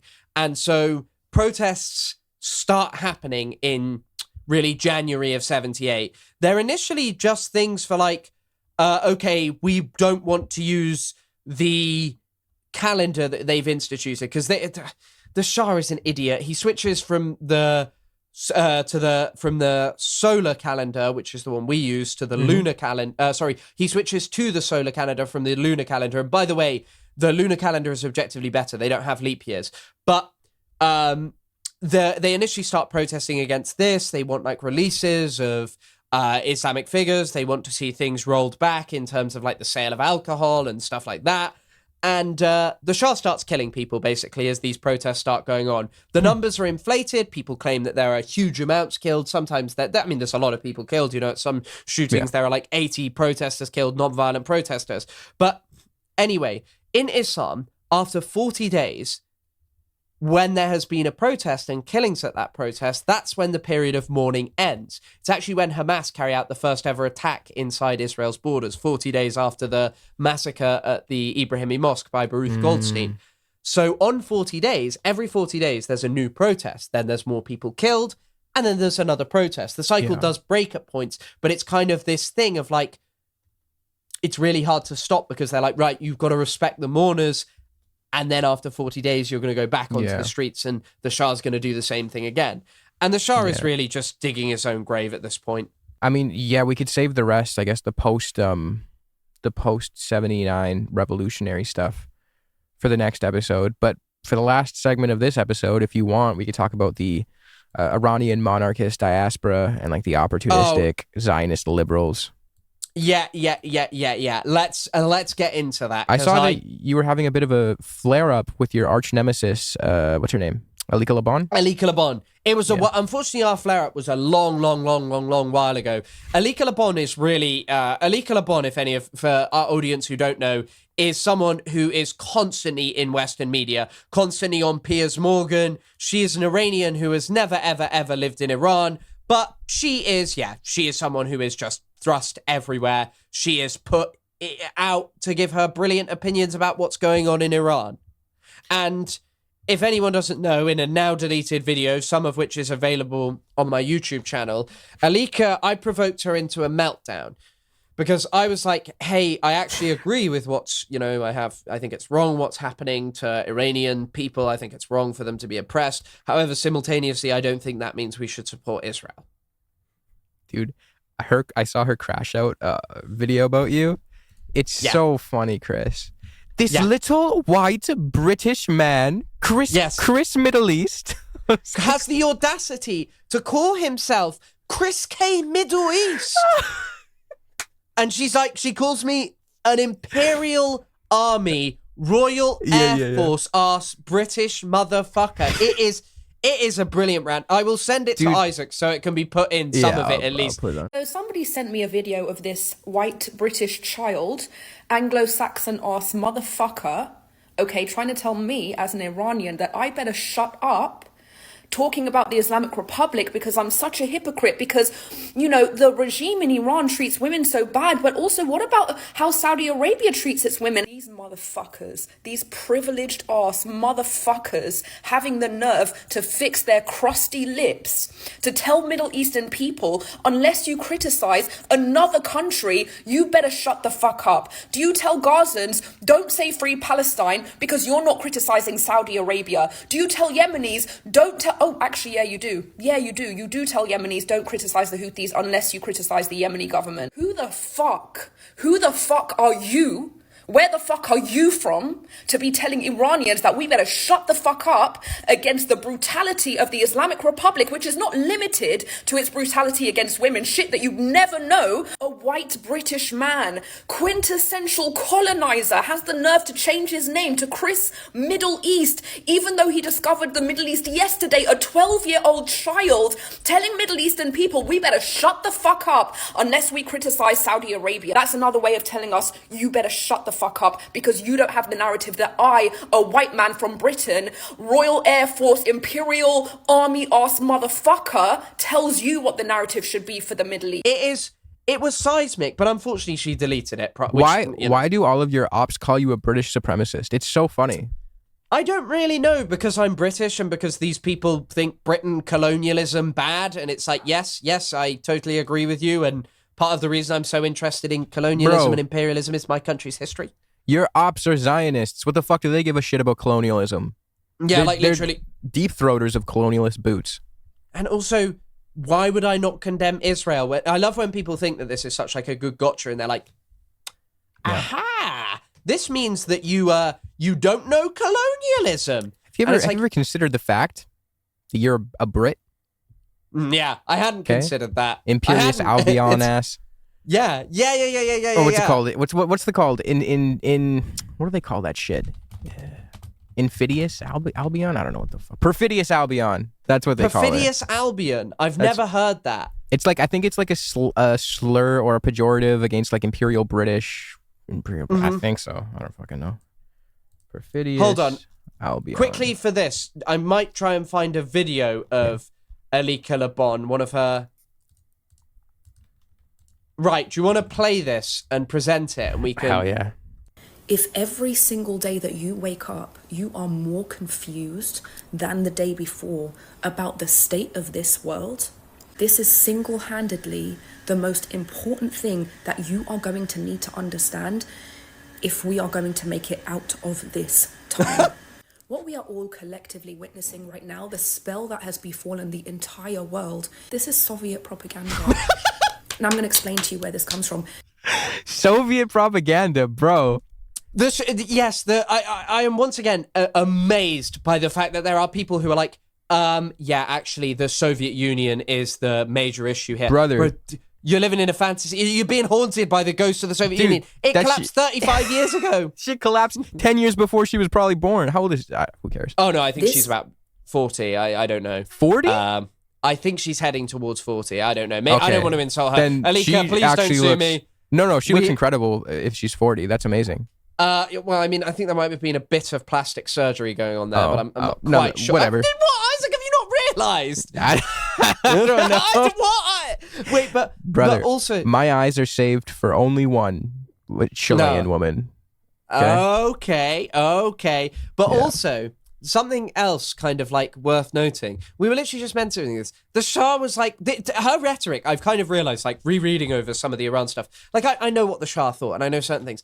This is just like the Shah par excellence of like Islamists and Marxists.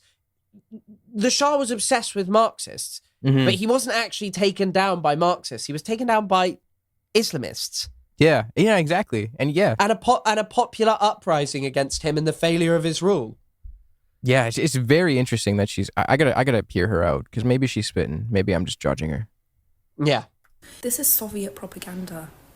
And I'm going to explain to you where this comes from. This Soviet propaganda is from the marriage of convenience between the atheist radical left and the ultra-religious radical right. The Marxists and the... Okay, but this is just like ahistorical. Like that's kind of... I would say like that was one of the mistakes that the Soviet Union made was that they repressed religion too much and they didn't tolerate it. Like I feel like if you utilize religion, like that's a pretty revolutionary force. It's a galvanizing force, at least it can be. And if you don't jump on it, then you leave it to the domain of the right, which will jump on it, and you get like a Francisco Franco or some psychopath like that. Yeah, and I mean, these are also debates inside of Iran, like Ali Shariati. There's also others like Sadegh Hedayat, who really rejected Islam and was like a leftist. But then there's other people like Jalal-i Ahmed, I think is his name. Hold on, let me just double check that quickly. Jalal Ali Ahmed was like another figure who was he spoke about West toxification, but he was not like a majorly religious figure. There are many people who had like different beliefs, and the reason, by the way, that Islamists and like Shia Islamists had such a big role was because in any authoritarian country, churches or the space of religion, the mosque, remain somewhere that the state has less power to interfere in because they still generally, no matter how authoritarian, they use it as a legitimizing tool. But one final point, the West is kind of the one married to Islamists, Saudi Arabia. Yeah. All of these countries we used to repress, not even just Marxism, but like, you know, political leftism in the Middle East, left-wing nationalism. Yeah. What are her thoughts on that? She ever talk about that? I don't think she has thoughts about anything beyond whatever Israel the Shah is giving her stuff to say about. Respect my queen, brother. Come on. No, wait, Isaac. This might be the Great Schism. Episode 7. The Sino-Soviet split. Yeah. This is our point. She's my queen, not your queen. I've been engaging with her thought and her. She does she provides the theory. I do the praxis. Elica Lebon thought it's the newest edition of Marxism, Leninism, Maoism. It's radical. Islamists, okay? The Marxists and the Islamists have joined forces in a covert union to bring about the destruction of the West. And I'm going to explain how and why. So after the collapse of the Soviet Union, the Trotskyites were disseminating this propaganda worldwide to globalize their Soviet revolution. Why after the Soviet? Isn't that kind of like the permanent revolution? That's Trotsky's thing from before the Soviet Union collapsed. I don't know.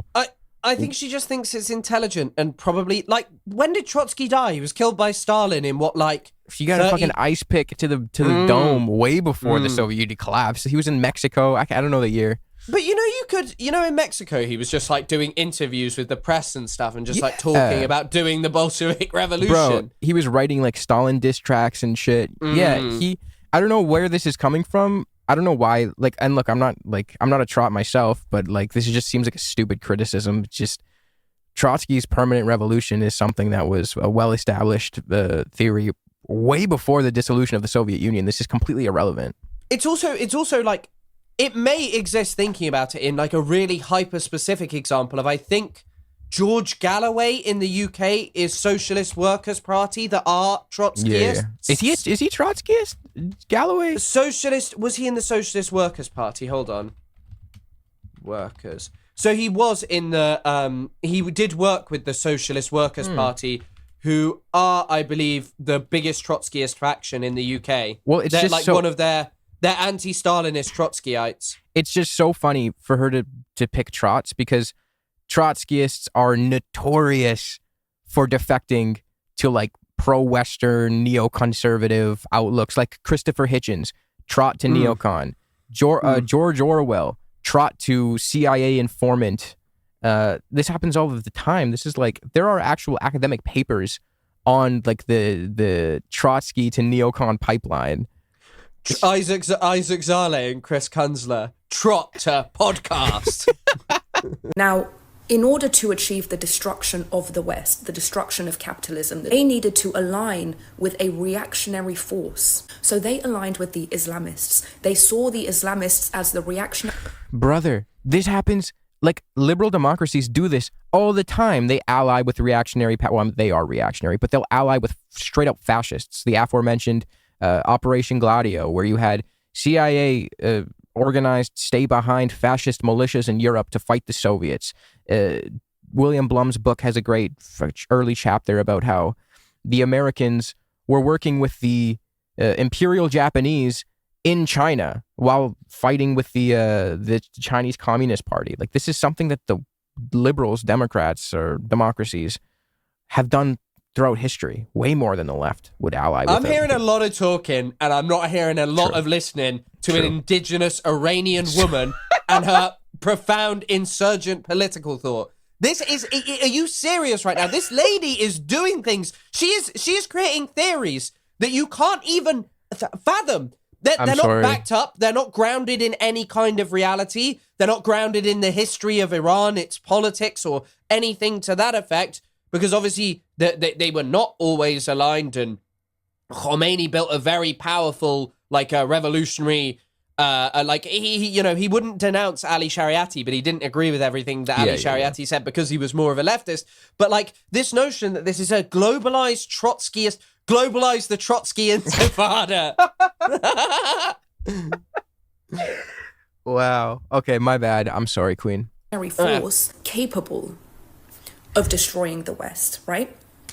Now, what was required to make this alliance successful is that both sides were going to have to make quick concessions and trade-offs, right?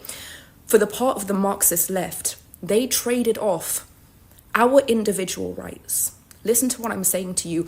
Our individual rights, our freedom of speech, our freedom of religion, women's rights, Did they have that under the Shah? What, like no, like of course they didn't. I mean, if you were rich and well off and weren't criticizing the Shah, you did.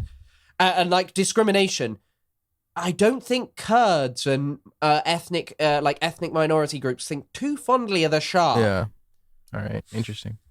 She traded off their individual rights for her pro-Shah outlook. Elica. Discrimination, all of that. Traded to the Islamists in exchange for that reactionary force that would bring down capitalism in the West.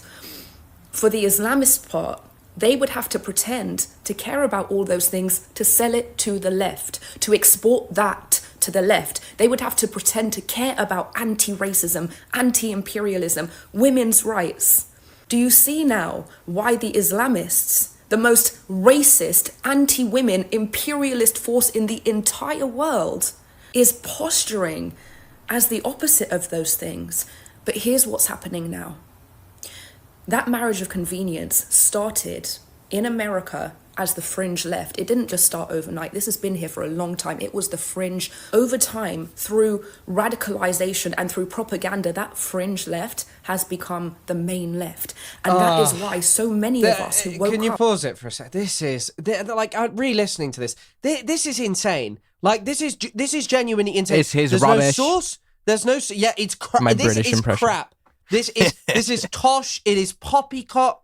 It is hogswash. It is bollocks. It is bollocks.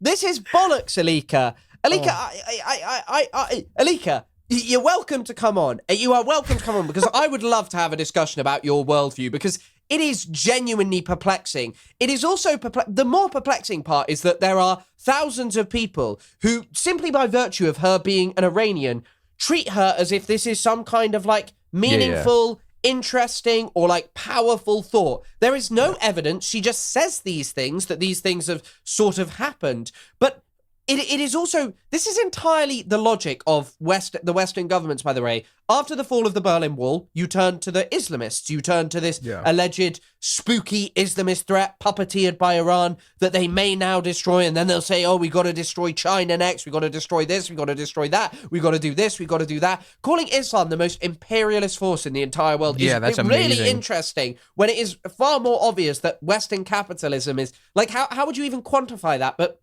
seemingly, if you were to quantify it, Western capitalism is a far greater imperialist force, at least today. You could probably quantify it. Just count the coups and military interventions done by the West, and then contrast that with whatever metric she wants to go by. It won't even be close. Yeah, the metric she wants to go by is insanity. Yeah, I mean, if she comes on, I would probably take her side, dude, honestly. She knows what she's saying. It's me and Elica teamed up against Chris. Yeah. Maybe. Many people woke up after October 7th, right? They've been pushed out of the left because they don't identify with this Soviet propaganda, which they don't understand what it is. Nobody knows what it is. Soviet propaganda is crazy, man. It's funny. No one knows what Soviet propaganda is. No one. But frankly, I don't know what the alleged Soviet propaganda here really is. Because, like, of all the things the Soviets did, Trotskyists, by the way, like, the modern faction of Trotskyists believed, like the Socialist Workers' Party, believed that the Soviet Union was so corrupt that, like, I don't think that there was much that could be done about it. I think they believed that it couldn't really be saved because of its violation of workers' rights in the Soviet Union, I think. That's what kind of like gives the game away, that she has no fucking clue what she's talking about. She could have picked any faction of leftist, but she went with Trots. Trots are notorious for red bashing, notorious for saying, oh, the Soviet Union was set on the bad course via Stalin and it never really got better. Some don't say that, but still. So, in the context of the Socialist Workers' Party, on their Wikipedia, and I know that this is the case because Adam Tooze talked about it in an episode of something, for the Socialist Workers' Party, the collapse of the Soviet Union was seen as their long-held vindication of their long-held analysis that the Soviet Union was a state capitalist society. They argued that the transition from state capitalism to multinational capitalism is neither a step forward nor a step backward, but a sidestepwards. A step sidewards. The change only involves a shift from one form of exploitation to another form of work for the working class as a whole. What is this? What is this? The Trotskyists wanted to globalize the Soviet Revolution. That's the thing. This is as like historically literate as saying the anarchist left are spreading Soviet propaganda. The anarchist left doesn't like the Soviets. The Trots, for the most part, are very critical of the Soviet Union. I mean, I think it's also like as literate as saying like the Second World War never happened. Maybe, like I think it's genuinely as literate as that. This is like counterfactual fantasy history. This is like someone showed me, one of my mods sent me a book called What If Hitler Was Woke, an AI book that it was given into their library. It is amazing. God. It is amazing, by the way. Truly one of the most, the craziest things you'll ever see. It's kind of like that. This is just counterfactual history. Yeah. What if Islam ruled the world? This is just like fanning. And also, by the way, how it's also really funny because a lot of these people purport to be really concerned about, and this is something, I guess, to touch on this wider discussion we're having of like, how things are going for like Iranians. Mm-hmm. This is really dangerous because this is the kind of rhetoric about an Islamist Marxist takeover, an Islamo-Marxist takeover that is really, really being inflamed and pushed by some of the most anti-immigration, the biggest proponents, racist, the biggest proponents of remigration. And if you look to the UK, the vast majority of asylum seekers in the UK are from Iran. And the people who are supporting your bombardment campaign, who are uncritically going, Iran is the most biggest evil in the world, we need to all worship Israel and blah, blah, blah, are literally like, we want to deport all people. They incite against Kurds in my country. They are like, oh, all Kurds are like criminals who want to do corrupt barbershops and shit. And someone like this who tells you, I'm the authority on Iran, I am this voice of like every Iranian.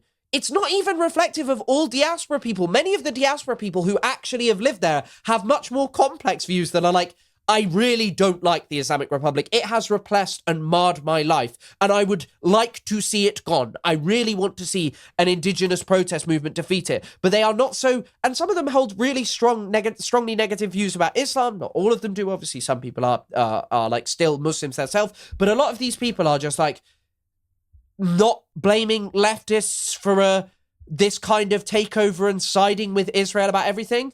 You know, this isn't even something that's unique to like Iranian diaspora. This is something that, you know, the diaspora of an adversarial country is often weaponized by the West and Western media outlets. Yeah. I just finished rereading Alan McLeod's Bad News from Venezuela because I put our Venezuela episode in this video I made on my main channel. But in it, he talks about how the infrastructure, the journalist infrastructure when it comes to reporting on Venezuela is highly faulty. So what ends up happening is you have these journalists who are sent over to Venezuela as foreign correspondents, but they only stay in this rich, gated area in eastern Caracas, and they're only in contact with pro-opposition forces or pro-opposition respondents, because those are the people who are more wealthy, they're more well-off, so they're more likely to oppose or support the opposition. And those are where you end up getting a lot of your contact with, you know, I have a Venezuelan friend, and they end up being like a rich person who may be against the social democratic government of the Chavistas, who are obviously focused on transferring a bit of that wealth from the rich to the poor. And you're going to be put in contact with those people. Those people serve the interests of Western capital, which don't want that sort of wealth transfer to take place in their own countries.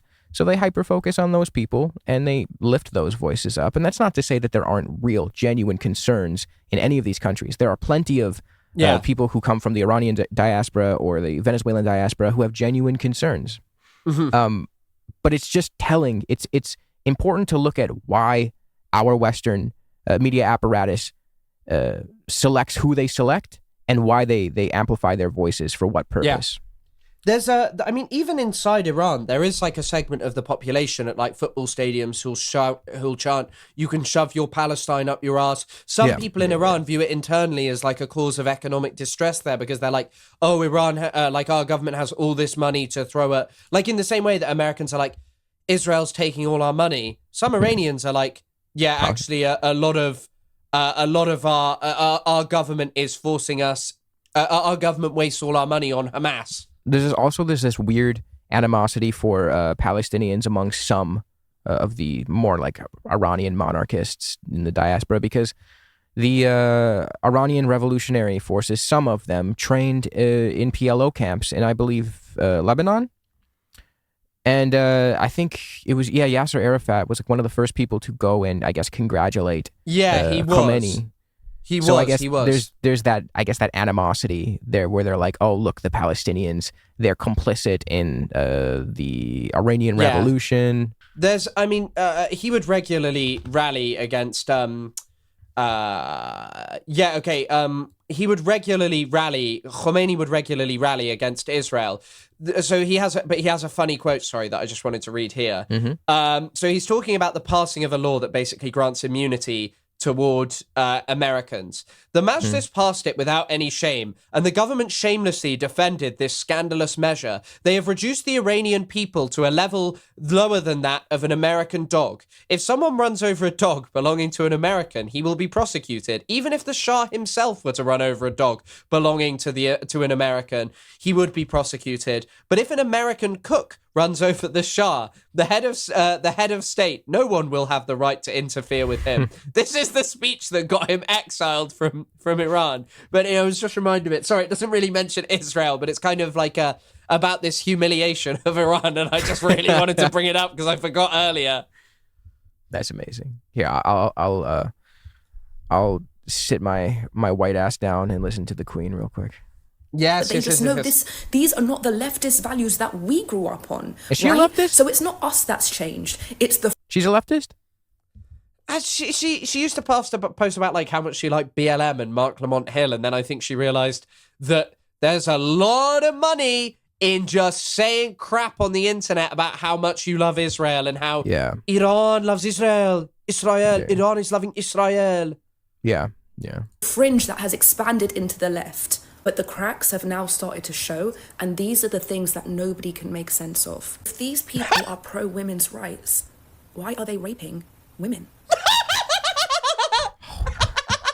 Sorry for laughing. That's like a kind of bit of an inopportune moment to laugh. But like, what are you talking about here? Like, why? What does this materially change? Like, it's not like a major movement of leftists to sexually assault. I mean, actually, unfortunately, so we just brought up the socialist. Actually, we brought up the Socialist Workers' Party, which, by the way, was destroyed by a multitude of sex scandals in the UK that they basically covered up perverts in. So maybe she's right. The Trotskyites. The Trotskyites. Yep, Elica, you got the Trotskyites. No, she's right. She's right. Honestly, the left has been disappointing on that. The online left.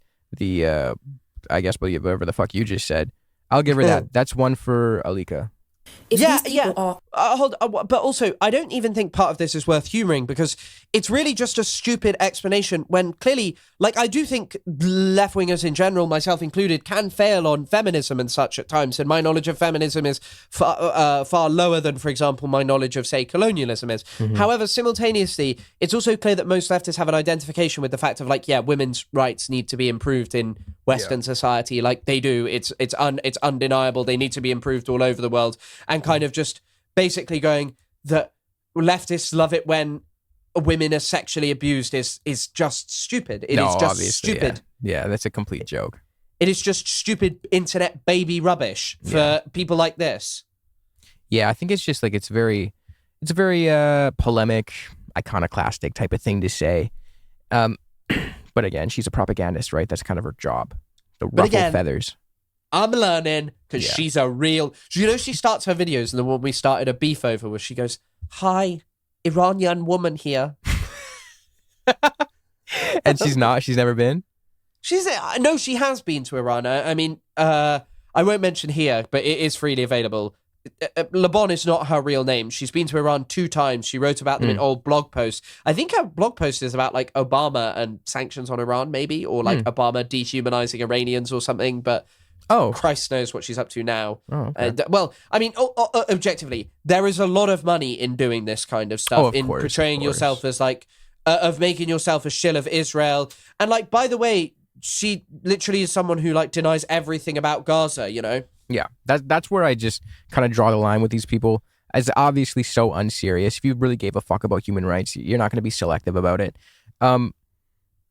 Yeah, I forgot what I was going to say, but I had something. It'll probably come to me in a bit. I was going to say defectors. Defectors of like adversarial countries are often paid handsomely. Like, you know that North Korean... Park. Me Park, the one who's like, in North Korea, we have to pull the trains and we all eat rats. Yeah, and she's making she makes the media rounds. It's to the point where other North Korean defectors are like, bro, you're kind of like jeopardizing the bag with this completely stupid shit that you're saying. And I think also I hesitate to say this because Iranians, especially people with family over there, like, no way we should underestimate this because most of us reckoned with it in Gaza.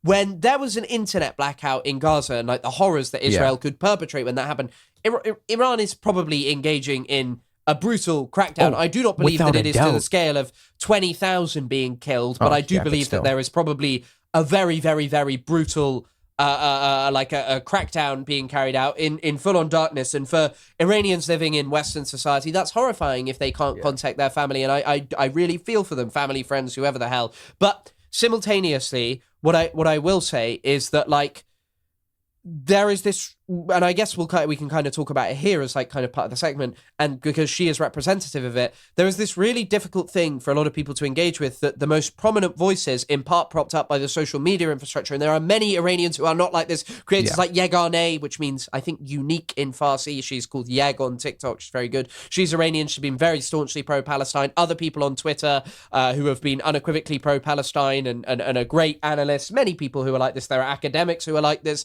but unfortunately, those academics are ignored and marginalized by the media in favor of people. And even when, like, one of the really interesting phenomenon in the UK is right now, you have a lot of actually very intelligent people who really don't like the Islamic Republic, who are being sidelined for some reason in favor of like comedians, in favor of really repugnant characters in the Iranian diaspora, who have no engagement with the academy, who have no engagement with the actual history or politics of Iran, and live in a fantasy world. And she is a perfect example of that. By the way, she's met the Shah. There are a ton of photos of her. He's not the fucking Shah. She's met the Shah pretender in chief, the chief parasite.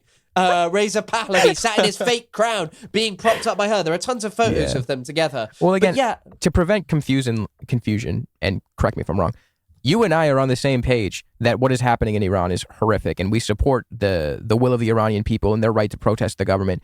Our issue, our contention comes from the diaspora defector industrial complex, where our Western media is very selective with who they highlight and selective with the narrative that they try to push forward. And they infiltrate a genuine movement, a genuine uprising for better living conditions, and what was I saying?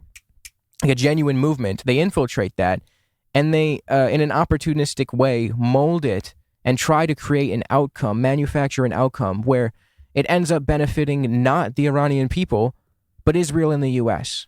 Yeah, and I know this from like a couple of people. They have made a really hostile environment for people who are not monarchists in the UK for like at the protests, but they've also alienated like loads of people. Like, where's the pro-Palestine movement? The guy leading it in the UK is a guy called Niak Gorbani. Now, anyone can look his name up. He is a far-right individual who literally refers to himself as a non-Muslim Iranian guest in the UK. But he is also this guy who has been at every pro-Palestine protest, being just an annoying disruptor, doing absolutely nothing. And these people are creating a huge alienation. They are fueling the narrative that this is all a CIA-backed op, that the Iranians are bad and they all hate Palestinians, when it's not the case. Sure, people don't like them. Some people don't like them, and that's not a thing that's entirely outside of Iran. Like, undeniably, there are football stadiums where this happens. You can look this stuff up where Iranians are upset about this. But simultaneously, these people are doing so much damage to, like, you know, solidarity building. And like what I was trying to get at a second ago was that I didn't quite finish, was like, I think, right, like, Iranians probably need to, like, this is something that they should probably be organizing, but what I'm saying is obviously that they got a bit going on right now. Yeah. But Iranians need to find a way to deal with this and be like have organized sort of protests and events in the UK that aren't dominated and are not a safe space for like these Pahlavi extremist liars who sow suffering for other average normal Iranians. Because once again, this Islamo-Marxist shit is repackaged Nazi propaganda. Yeah, Judeo-Bolshevism. Yeah, these are the delusions of a paranoid Shah. They are threatening to Iranians because Iranians, the ones of you who fantasize about being Aryans, you are not Aryans in the eyes of white nationalists. Yeah. You are just like those. Even if you aren't a Muslim, you are not culturally right. You are not the same as Westerners. You will not be welcomed into the society that these people are seeking to build. You will be... I mean, Rubio's just put Iranians on a country that you're not coming. And it's like, what? Like, visas, they're not going to be provided for Iranians. Like, the people are going to suffer. And this rhetoric fuels that suffering, you know? Yeah, absolutely. All right. We're back. You left me with my queen, and I have not been able to take my eyes. Gosh, her rhetoric. I am fired up. I have just been ruminating and sitting here, reading the words. If these people are anti-racist... I have to hear what she says next, sorry. Racists. Why do they say they want to kill the Jews? Who? Who's she talking about? the Western left. Hold on. Wait a second. She's talking about the left. I have to be misunderstanding. And these are the things that nobody can make sense of. If these people are pro-women's rights, why are they raping women? If these people are anti-racists, why do they say they want to kill the Jews? If these people are anti-imperialists, why do they seek ultra-nationalist goals of taking over not just this land, but the entire region to secure another caliphate? That is imperialism. This is why. It's so funny because nationalism and like the desires for a caliphate are like antithetical. That's actually one of the reasons why like a group like ISIS, which seeks like a global caliphate, doesn't like Hamas, which seeks like national sovereignty. Yeah. Of course. But once again, this is historically illiterate crap. Yeah, she's just using buzzwords. She has no idea what the fuck any of this means. I actually would love to have her on the show. Like, I would love to have her on. There's an amazing one where I'm not explaining it here, but there's an amazing one where she talks about 12er Shi'ism on the Trigonometry podcast, and she doesn't know what it is. 12er Shi'ism is like the religion of Iran. It's pretty important to understanding Iran, and she just makes stuff up. She also was like, I think she says that there are only 2 strains of Islam, and she sat across by this guy Konstantin Kisin, who's like Konstantin, brilliant. Yeah, he's great. One of the He's thinkers awesome. of our age, yeah.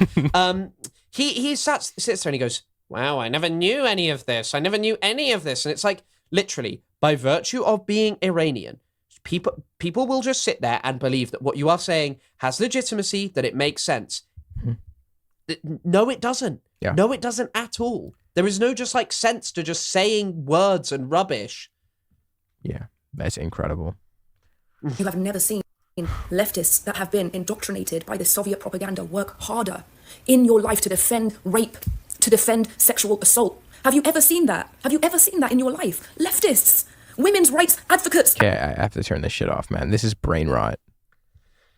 Really? I was learning a lot from that. But yeah, I mean, I think we've kind of shown, amazing pause frame, by the way. That is the face that inspires, this is the face that is inspiring the Iranian people. But yeah, I mean, yeah, like this is just rubbish. It is rubbish. Thank you guys all for coming. Thank you guys for all watching what is now the 7th episode of No Politic Here. Yeah, I'm correct about that, aren't I? 7? Mm-hmm. Thank you so far for all of the support and all of the watching that you've done. I hope that you all enjoyed this episode on Iran. As I said earlier, we'll be doing another episode next week about which kind of goes from where we left it, which is the eve of the Islamic 79 revolution, to, protests, movements that have happened in the modern era, So thank you all. Isaac, anything you got to say for yourself? No, man, it's been a pleasure. I always As love always. to sit over here and watch this beautiful and handsome British man teach me things. And I love to learn from my Canadian boyfriend. Hey, don't tell your real Canadian girlfriend that. No, I won't. You know, I'll try. like the joke that like when people don't actually have a girlfriend, they say that they have like a Canadian girlfriend. Yeah. Girlfriend who lives in another country. Yeah, that's Chris. Yeah. She might be real. She might not be. Who really knows at this point? But yeah, I think that's everything for this week. Yeah. Sounds good. All right, guys. Thanks for watching. Subscribe to No Politic Here. And subscribe to No Politic Here. keep being cute and awesome.